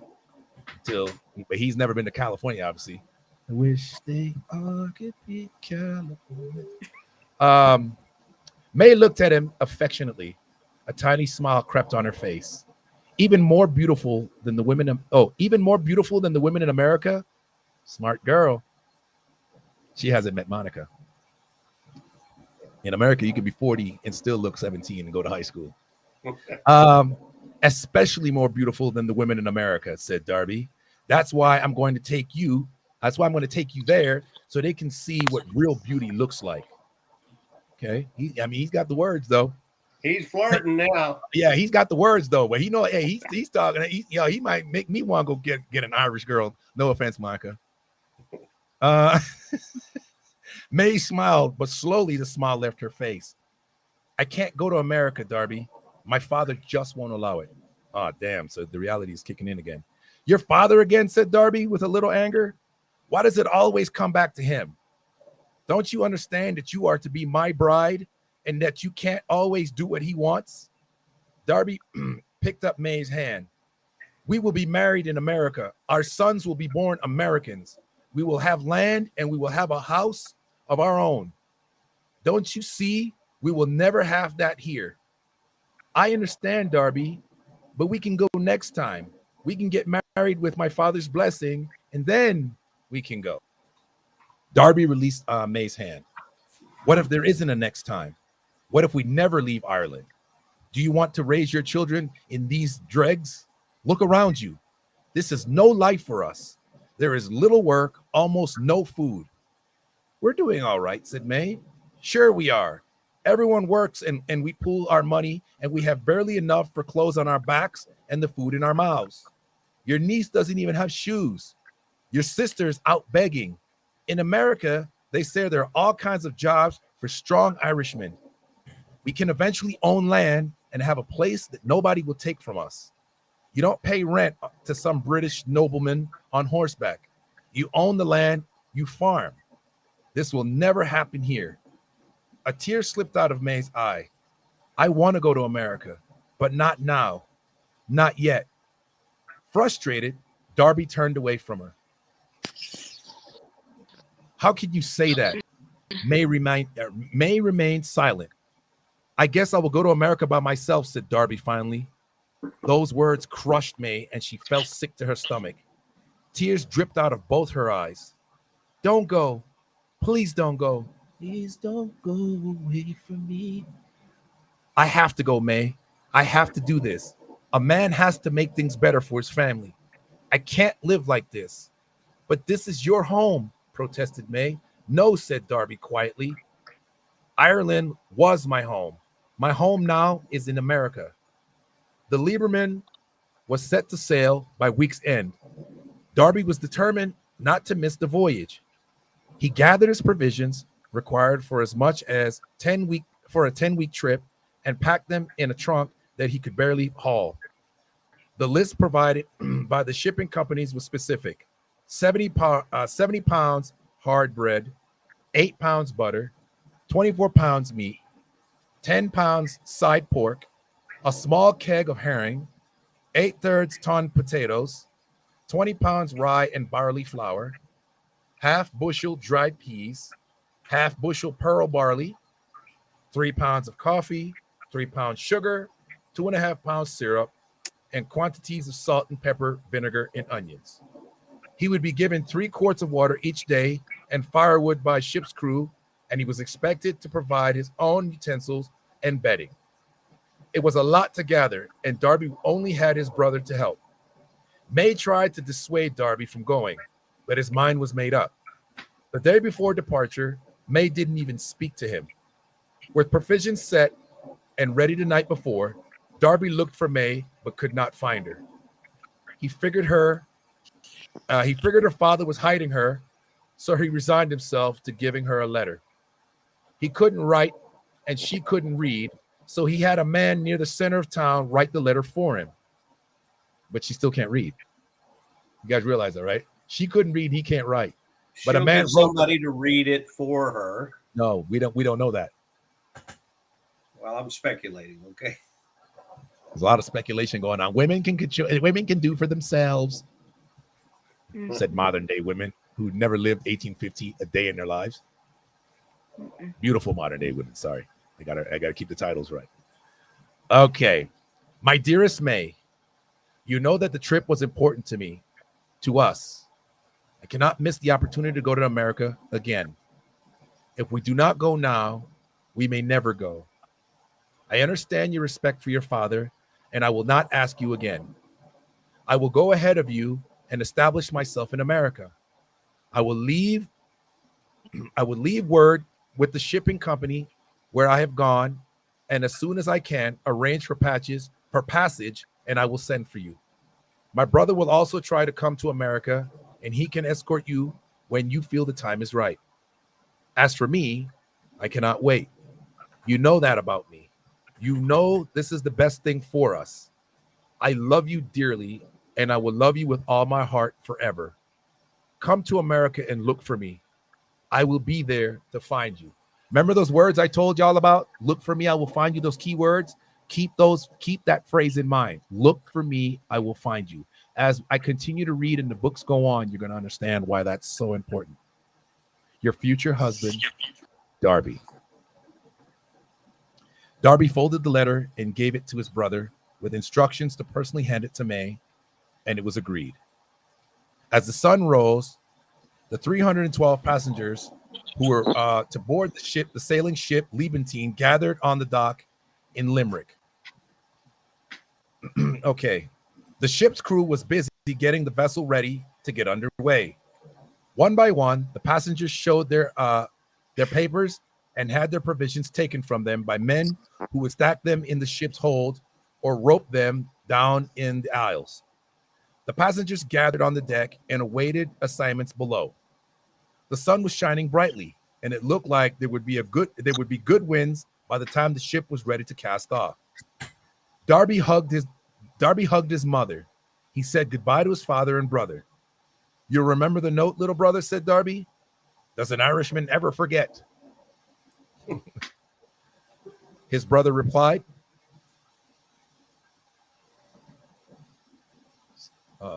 it sounded like somebody tried to click in, but I lost the signal, I guess. All right. His brother replied, "I will say this," replied Darby.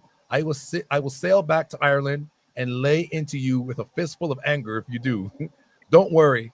I will see that it is done." Darby made his way up the gangplank onto the ship's deck. His name was called, and he was ushered to the back of the ship and told to wait. There was such a buzz of activity that he thought he would drop dead of excitement. His heart longed for May, but this was what he had to do to change his world. And all around him were hundreds more immigrants who were dreaming of better lives in America. Before long, he was taken down the tween deck, as they called it, and assigned to a bunk. It was dark on the middle deck and crowded. There were lines and lines of bunks too high, each made to sleep 4 passengers. The ceiling was scarcely 6 feet from the floor.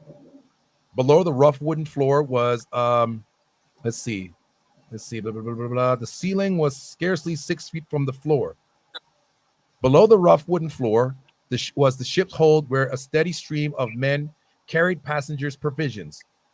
They were stacked in top of cargo like cornwood, or like cordwood. What's cordwood? When you have wood prepared for a fire. Oh, I see. I see. A cord of wood, cordwood, so it's just stacked real tight. Yeah. I never heard that term before, but I see what you're saying. Darby looked at the ladder that led below. The kerosene lamps danced and created a strange glow. He wondered how he was going to find his provisions once it was time to sail, and how in the world it would all be sorted out once they were at sea. On his assigned bunk, he placed his bedding, a pillow, and a blanket. He had been advised to bring an animal skin for warmth, but they didn't have one. He judged that he could sleep in his clothes and his blanket was warm. Okay. Besides, it was summer and he figured it couldn't get too cold at sea.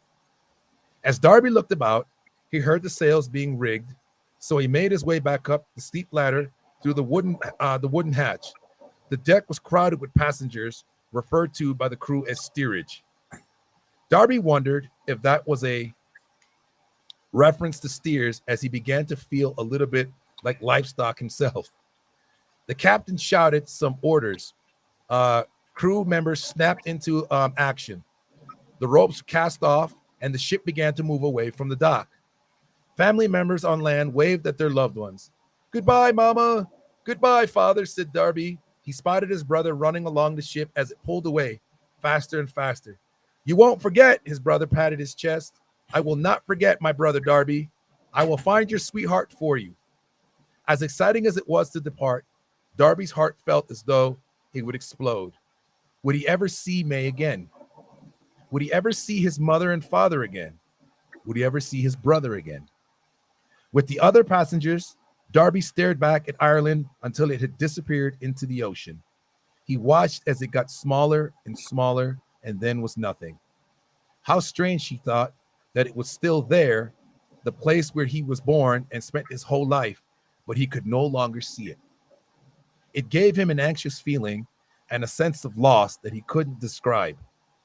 Ireland was gone. May was gone. Sweet May. She was the most lovely girl in the world. Darby turned and looked toward the front of the ship. The huge sails billowed with the wind as the ship cut through the water. There were seagulls visible from time to time, but nothing else. There was only water. As the sun began to set, Darby made his way down the hatch that led to his bunk. There were passengers streaming toward their areas, and so Darby had to wait his turn. But just before he stepped onto the ladder, he felt a hand tug on his arm. He had been bumped by people all day, so he didn't expect anything different until he heard his name, Darby. He reeled around and saw something he couldn't believe. It was May. Whoa. Whoa. It was May. What? Daddy's girl, May? I can't do this right now, Darby. You must understand. My father won't have it, Darby. May? Well, let's find out. So let's start again. He reeled around and saw something he couldn't believe. It was May. She grabbed him. "May, what are you doing here?" "Darby," May replied. Darby kissed her neck as he held her. "Why?" "Let's just say I didn't want to go down in history as the girl who broke your heart." Aww. Wait a minute. How do girls do it? Right? Yeah. Okay. Darby squeezed her and kissed her. "But how? It doesn't matter. What matters is that I'm here with you." But what about your father? He knows, said May. He knows I wouldn't let you go without me. And how did you get on the ship? That part was a little bit tricky. I bet. Let's just say that I'm not going to be a virgin by the time you get to me, but I'm here with you. I love you, Darby. I made that part up, by the way, y'all. I made that part. I thought you did. That was a little bit tricky. I convinced the girl who was loading the captain's cookware that the company had hired me to help. I just never got off the boat. All right, May, go get your dude, May. Go get your dude, May. Darby looked around carefully, right? Darby looked around carefully. Stowaway, he whispered. How are they going to know? You think they keep track of the steerage? Everybody knows that once you're on board, they don't call names. Darby smiled. I'm beginning to think that you're evil. Why? Because you got what you want, no matter what, he said.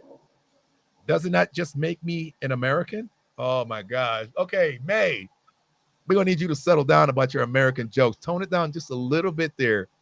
I want to hear what Monica thinks about what we just heard. Oh man, I can't wait to ask her. I'm trying to hurry up and read. Let me see how much more I got. Okay, well, I've got quite a bit of ways to go. Chapter 4 is pretty long. So I've got about 3 more pages to go. So should we read through or should we just hear from Monica? What are your thoughts? Mike says, nice. Sounds like a great movie. Nice.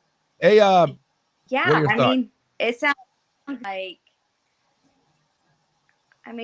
that's like 18 what? 1850. Sorry. 1985. So a little different. Yeah, a little different. Different. That sounds like a woman. That sounds like a woman that moved on her own accord. I don't know. But yeah, I'm just saying. She made her own 2 steps and accordingly. Yeah. It was going in the right direction of what her heart desired. I'm saying that nowadays, like, that's what your heart desires. That's what you do. I don't know. Well, it sounds like she followed what she got on the ship and then just didn't get off. She just didn't get off. I like that. That's clever. I was still she has an alibi too. I was still stacking stuff and the ship took off. I wasn't able to get off. So I guess I'm on here now. That's how I know. Like, you get on and then you try to get off, feel this turbulence, but you can't or don't. You don't feel like it's through. Yeah. If that makes. Well, I mean, it doesn't matter if it makes sense to us. It made sense for her, and she followed through, and it got done. And she's with the love of her life, and he's certainly happy. Your thoughts, Doug? Yeah, that's the way I see it. I was surprised. Yeah. I thought for sure this was going to be one of those deals where he sails off to America and proceeds to forget her. Yeah. You know, maybe write a few times, but back then, you know, a letter took months to go from America to Ireland. So yeah, I mean, he could have met an American girl. Yeah, maybe that's what she was thinking. Maybe she was saying, you know what, I'm not giving this up. Hold on, wait a minute, man. Wait, no. I mean, I don't know. God has like God, and you just let it go. Well, it works. So shall we continue? It's work. Yeah. Yes. Okay. All right. So she goes, doesn't that make me an American? And Darby smiled and says, I suppose it does. The two walked over the railing of the ship, over to the railing of the ship, and looked out over the ocean. The sun set in earnest. The sky glowed red with long beams of light streaming over the clouds. The smell of salt water was in the air as the ship clipped through the water and a slight spray flipped onto the deck. All steerage below, called out the captain, I believe, called out the crew members. Darby kissed May. You are the love of my life, he whispered. Below the deck, the lamps had been lit, but the light was poor. Let's see. Darby pulled May down the center aisle in search of his bunk. Finally, he found it. There were 3 men already in the bunk when he arrived. The bunks are made for 4, but families did sleep together, and occasionally there were 5 or 6 in a bunk. Darby approached the bunk. This is mine here, he said to an older Irishman, but by the name of Henry, who was taking up most of the available space and encroaching on Darby's bedding. You two coming in here, Henry asked. Yes, that's for us right there, said Darby. Oh, laddie, this bunk is not big enough for all of us, said Henry, at which point Darby grabbed him by his throat and proceeded to pull him off the rack. Well, it's just going to have to be, said Darby as he bumped his head on the upper bunk while leaning in towards his. May smiled. Those wankers, replied Henry. How do they expect a man to sleep with another man's wife in the same bunk? Y'all hear this? This man, at least he's honest, man. How do you expect me to sleep with your wife when you're in the same bunk, bro? Go sleep on the floor, man. Me and your wife got it from here. I love this.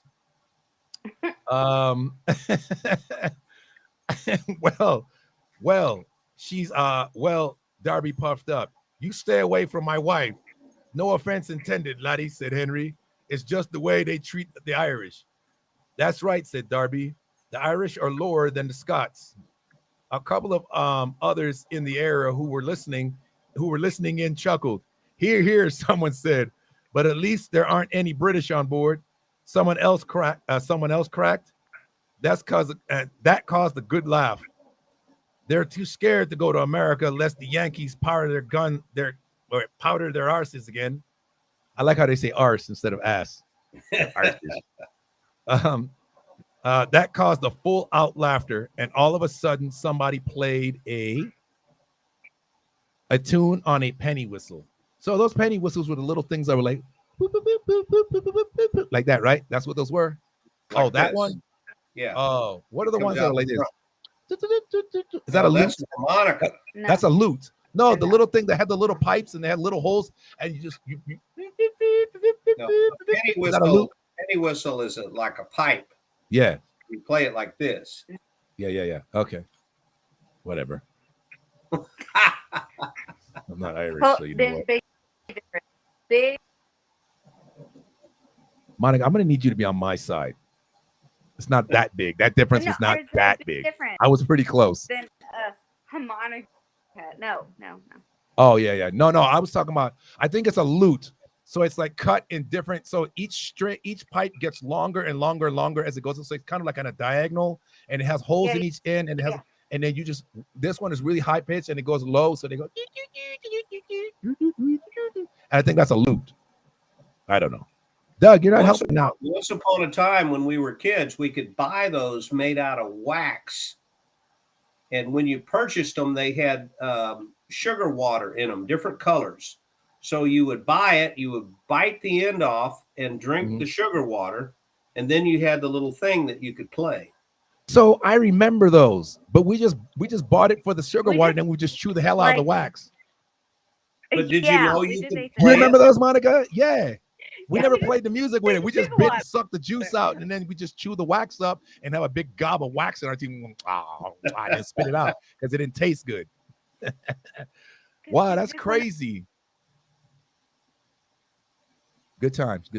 Well, I got to tell you, Monica's not 15 like you told me. No, those things haven't been around for at least 15 years. But she looks it. That's what I said. She can walk in high school, and they're what they are. And she knows what they are. She read about them in a book. She just Googled it just now. She's looking at her laptop right now.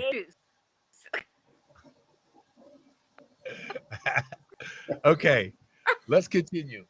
Eddie.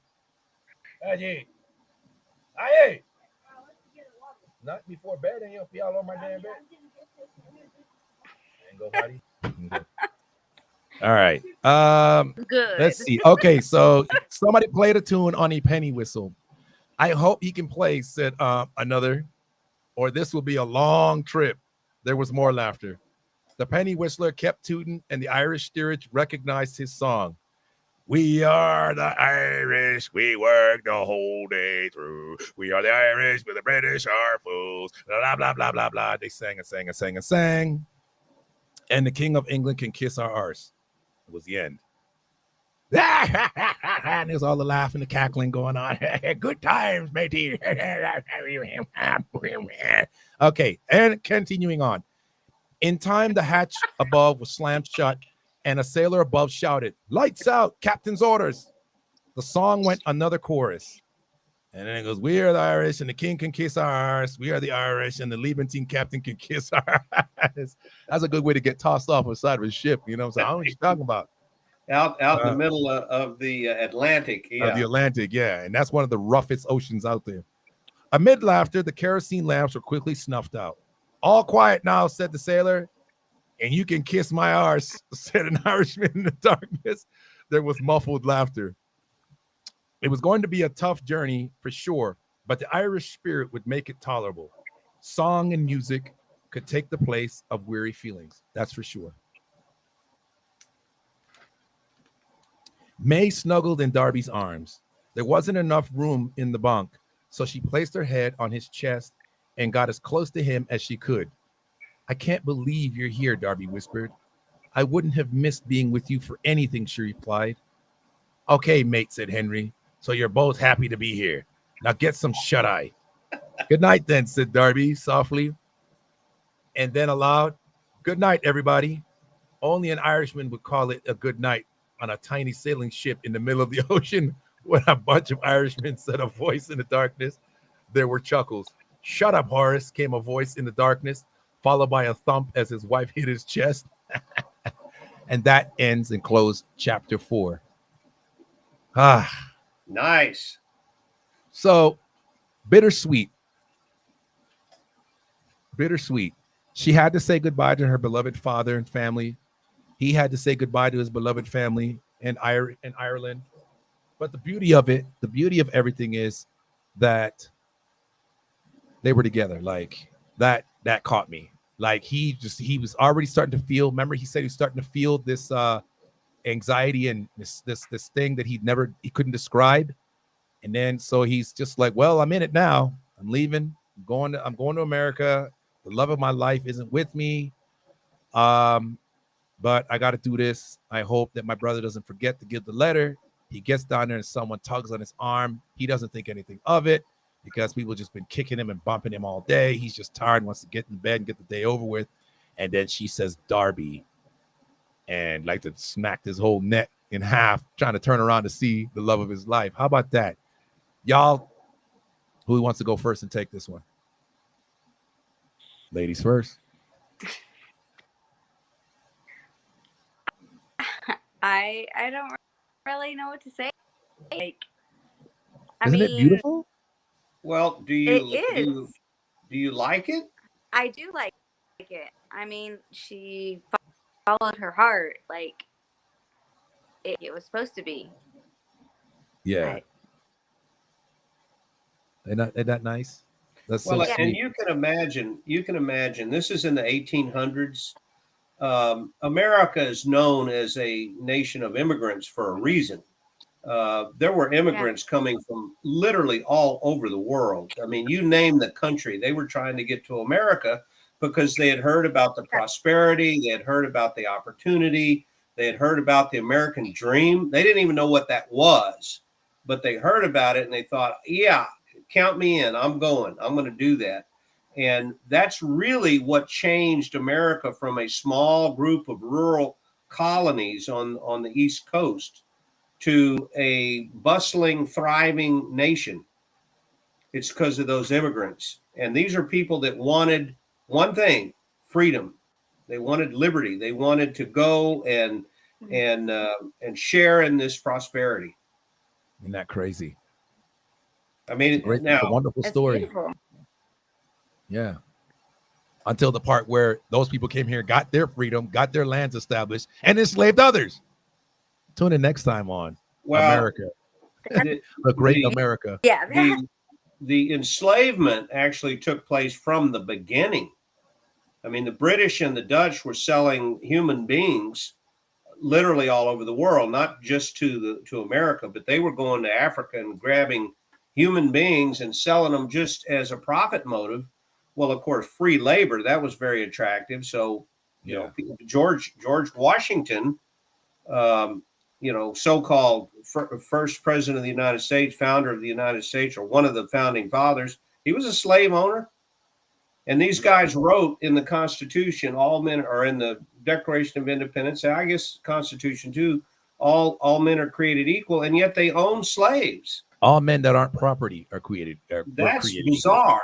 I mean, that's truly bizarre, but that's history. That's the way it was. Yeah, for sure. But in this story, it's a love story.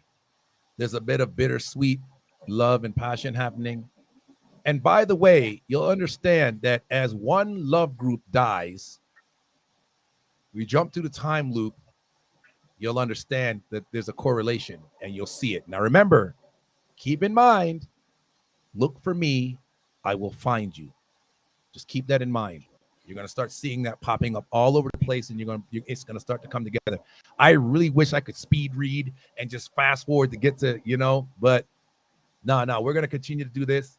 I mean, what are y'all's thoughts so far? Just, comment and hit me up. Let me know, message me, and let me know what your thoughts are. And if you want to critique my reading, if you can read better than me, by all means, please. I mean, it's been a minute.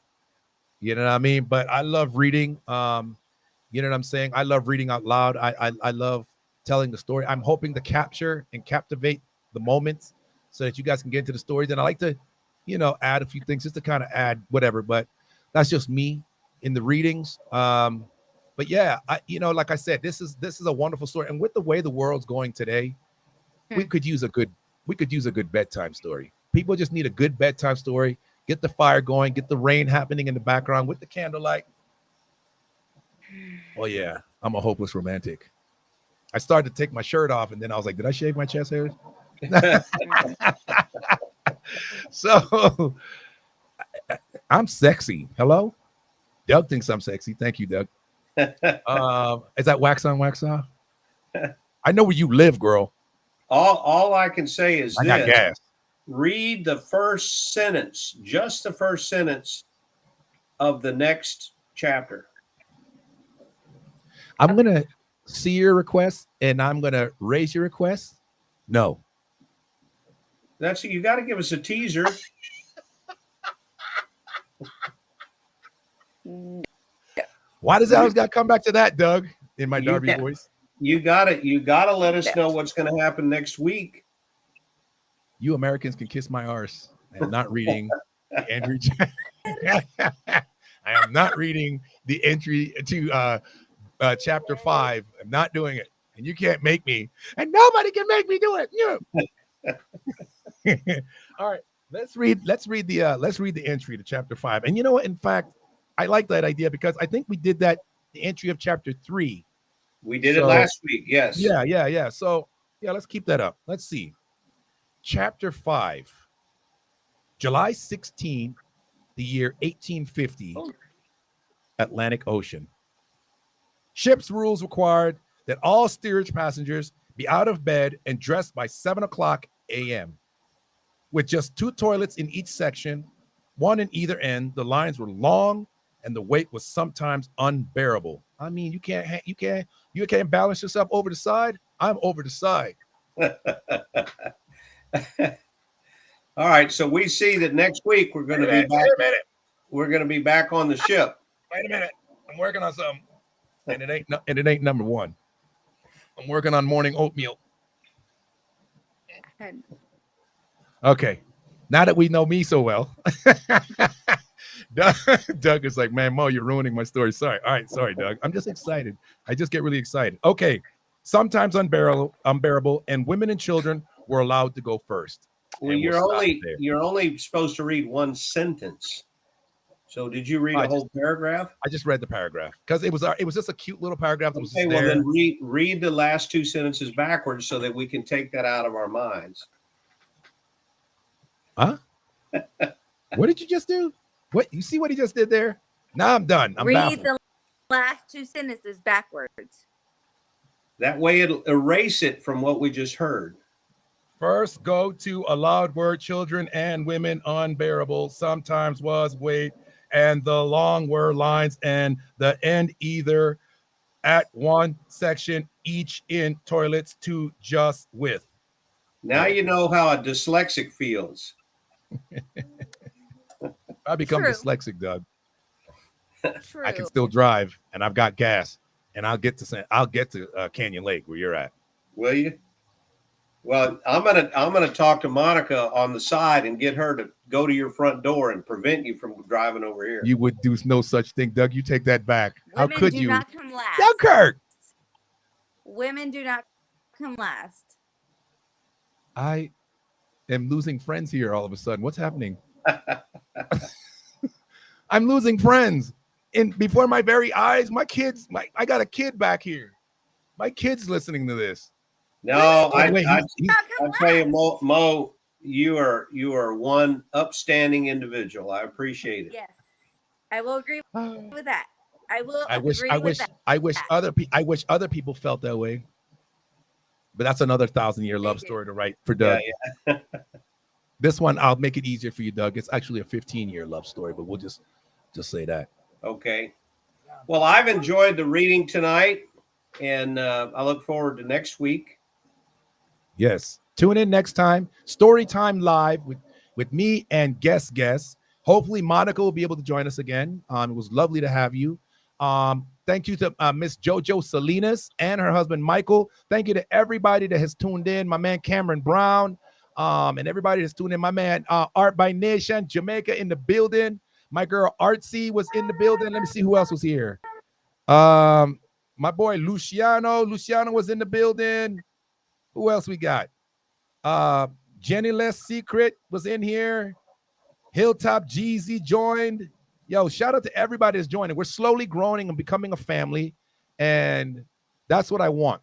I want people to come in here and we story time. Get childish with me, man. Life is short. People are dropping like flies. I think we could just use a good bedtime story. There's nothing like it. I remember as a kid, whenever I got read to, it just made me feel warm and safe and secure, and it just kind of put me in perspective, letting me let my imagination roam. The Hobbit. That was one of my favorites. It was a bedtime story I used to listen to. I remember The Lion, the Witch, and the Wardrobe. You're showing your age. Yeah. I'm proud of my age. I wasn't supposed to be alive, so I'm happy to be here. Thank you.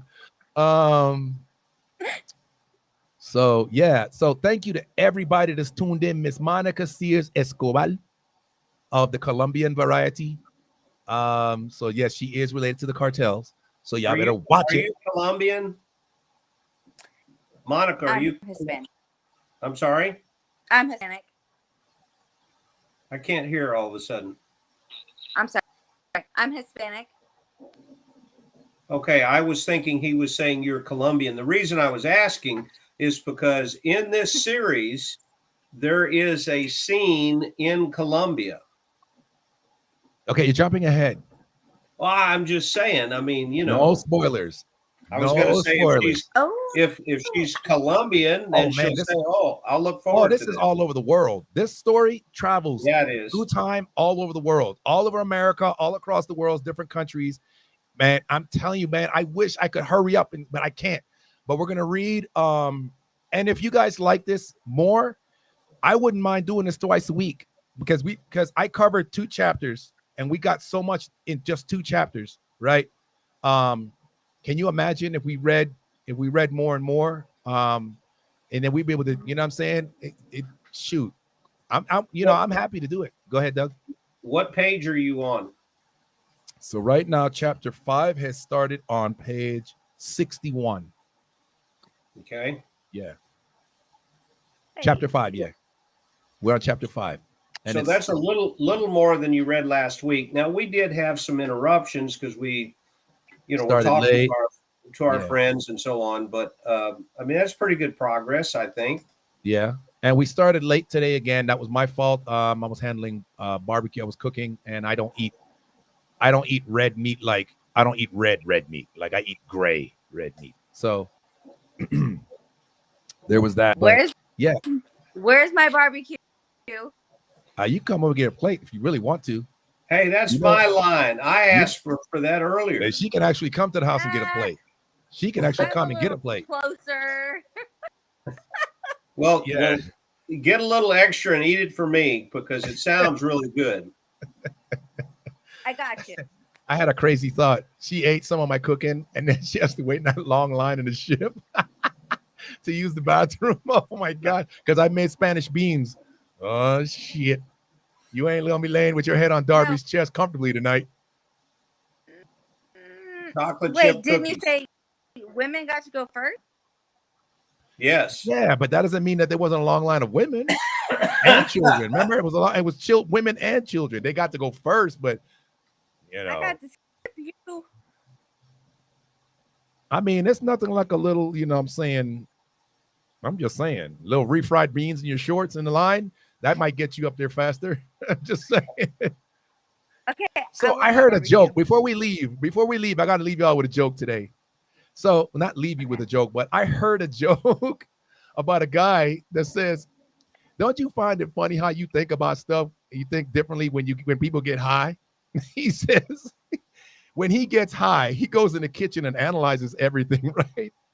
And the one thing that stirred up with him was he goes in the kitchen and he grabs a can of refried beans and he analyzes the can of refried beans. And he was like, "Refried beans? Well, who fried them in the first place?" And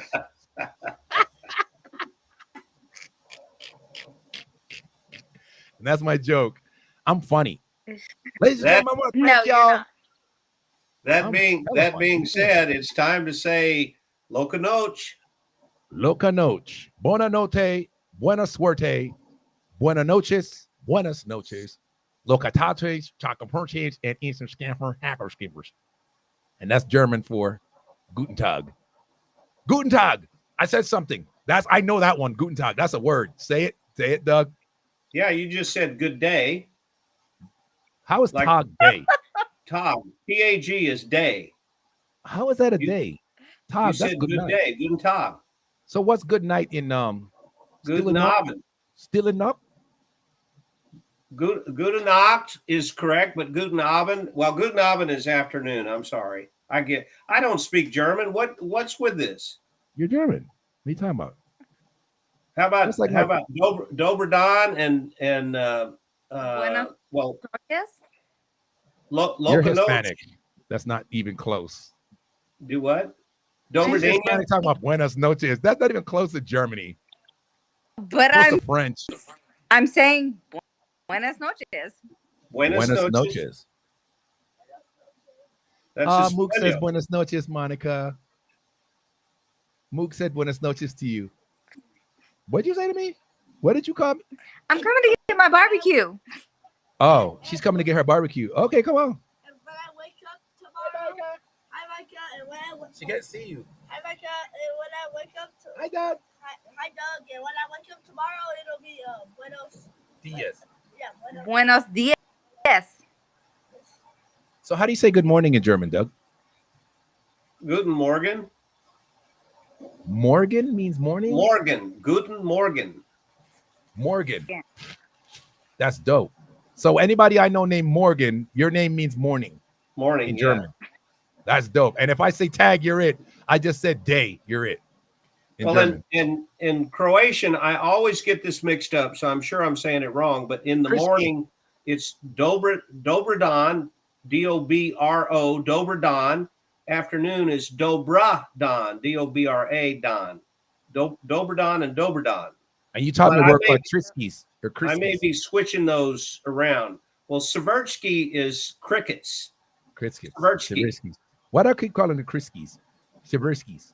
See, I speak what is that again? That's what is that again? That's Ukrainian, right? Or no, that's not Ukrainian. What is that? It's Croatian. Croatian. What did I say? Ukrainian. Croatian. So that's awesome. So in all those languages, my beautiful people, good, huh? Oh, Briskies? tell her again, Doug. She wants to know what the Croatian word for crickets is. Savrtsky. Subvert. And I'm sure that I'm not saying it correctly, but I'm trying. Savrtsky. Savrtsky. Okay, Savrtsky. It's a tough language. Savrtsky. Buenos noches. We'll have to bring our Croatian friend on sometime, and she can tell us herself. Buenos noches, and Savrtskis. And for good night in Croatian is Loka noć. Loka noć. So crazy night. Loka noche. Crazy night. And I'm sure I'm really pronouncing it badly, but I'm trying. Okay. Well, we love it. I mean, who are we to judge? We can't speak Croatian at all. So and here's a funny one. I love this one. This is maybe one of my favorite phrases. Beskonačna borba. Beskonačna borba. It means endless struggle. Beskonačna borba. How would you? How do you know that? Why you need to learn the nice words like bread and donuts and cookies? Because my friend taught me, and I asked for certain phrases, and she gives me these, and I like certain ones. They're just catchy. Beskonačna borba. Beskonačna borba. Beskonačna borba.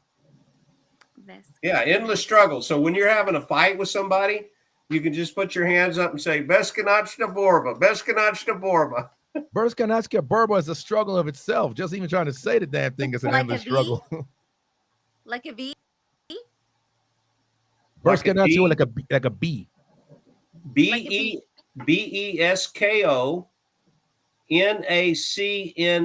But the second to the last C is actually pronounced T. It has an accent over it. So Besko, Beskonačna, and then borba, Borba. Beskonačna. That's confusing. Beskonačna.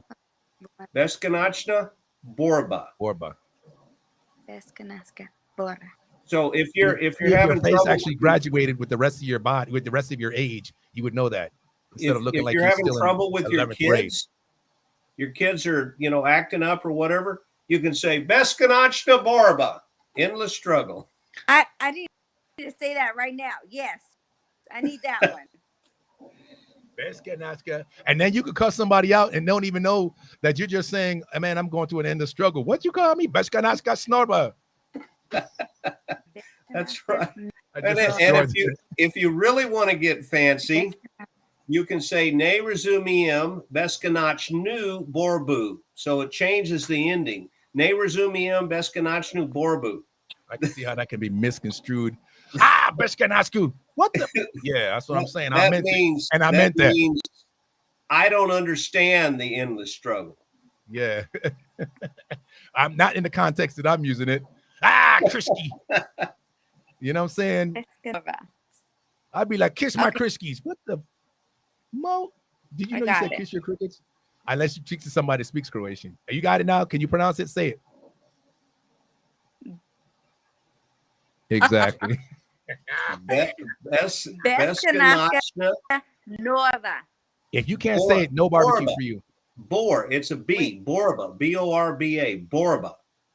No, don't. No. Borba. Don't tell her, Doug. Don't tell her, Doug. Let her figure it out. Beskonačna borba. Right? There you go. No, Beskonačna borba. See, there you go. You say that to somebody, and they know that you're upset. She tried to make it sound cute, all Mexican. Beskonačna borba. Volver. So don't get Mexican with it. Put a little Cuban accent on it, Mo. No, I mean, I don't have a Cuban accent. I wish I did, though.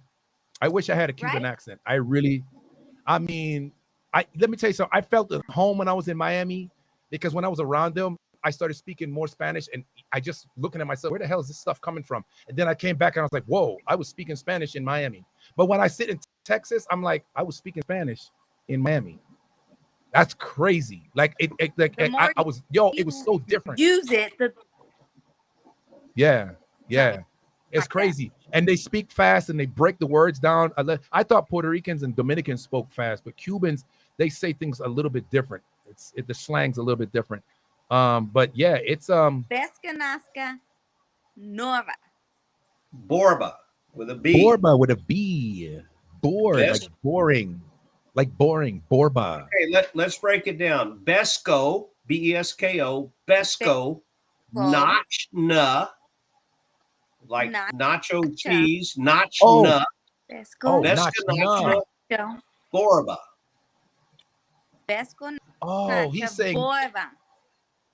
Yes. He's saying notch. He's saying notchna. I thought it was notchka. I thought you were saying notchka with a K. Notchka. But it's notchna. Notchna Borba.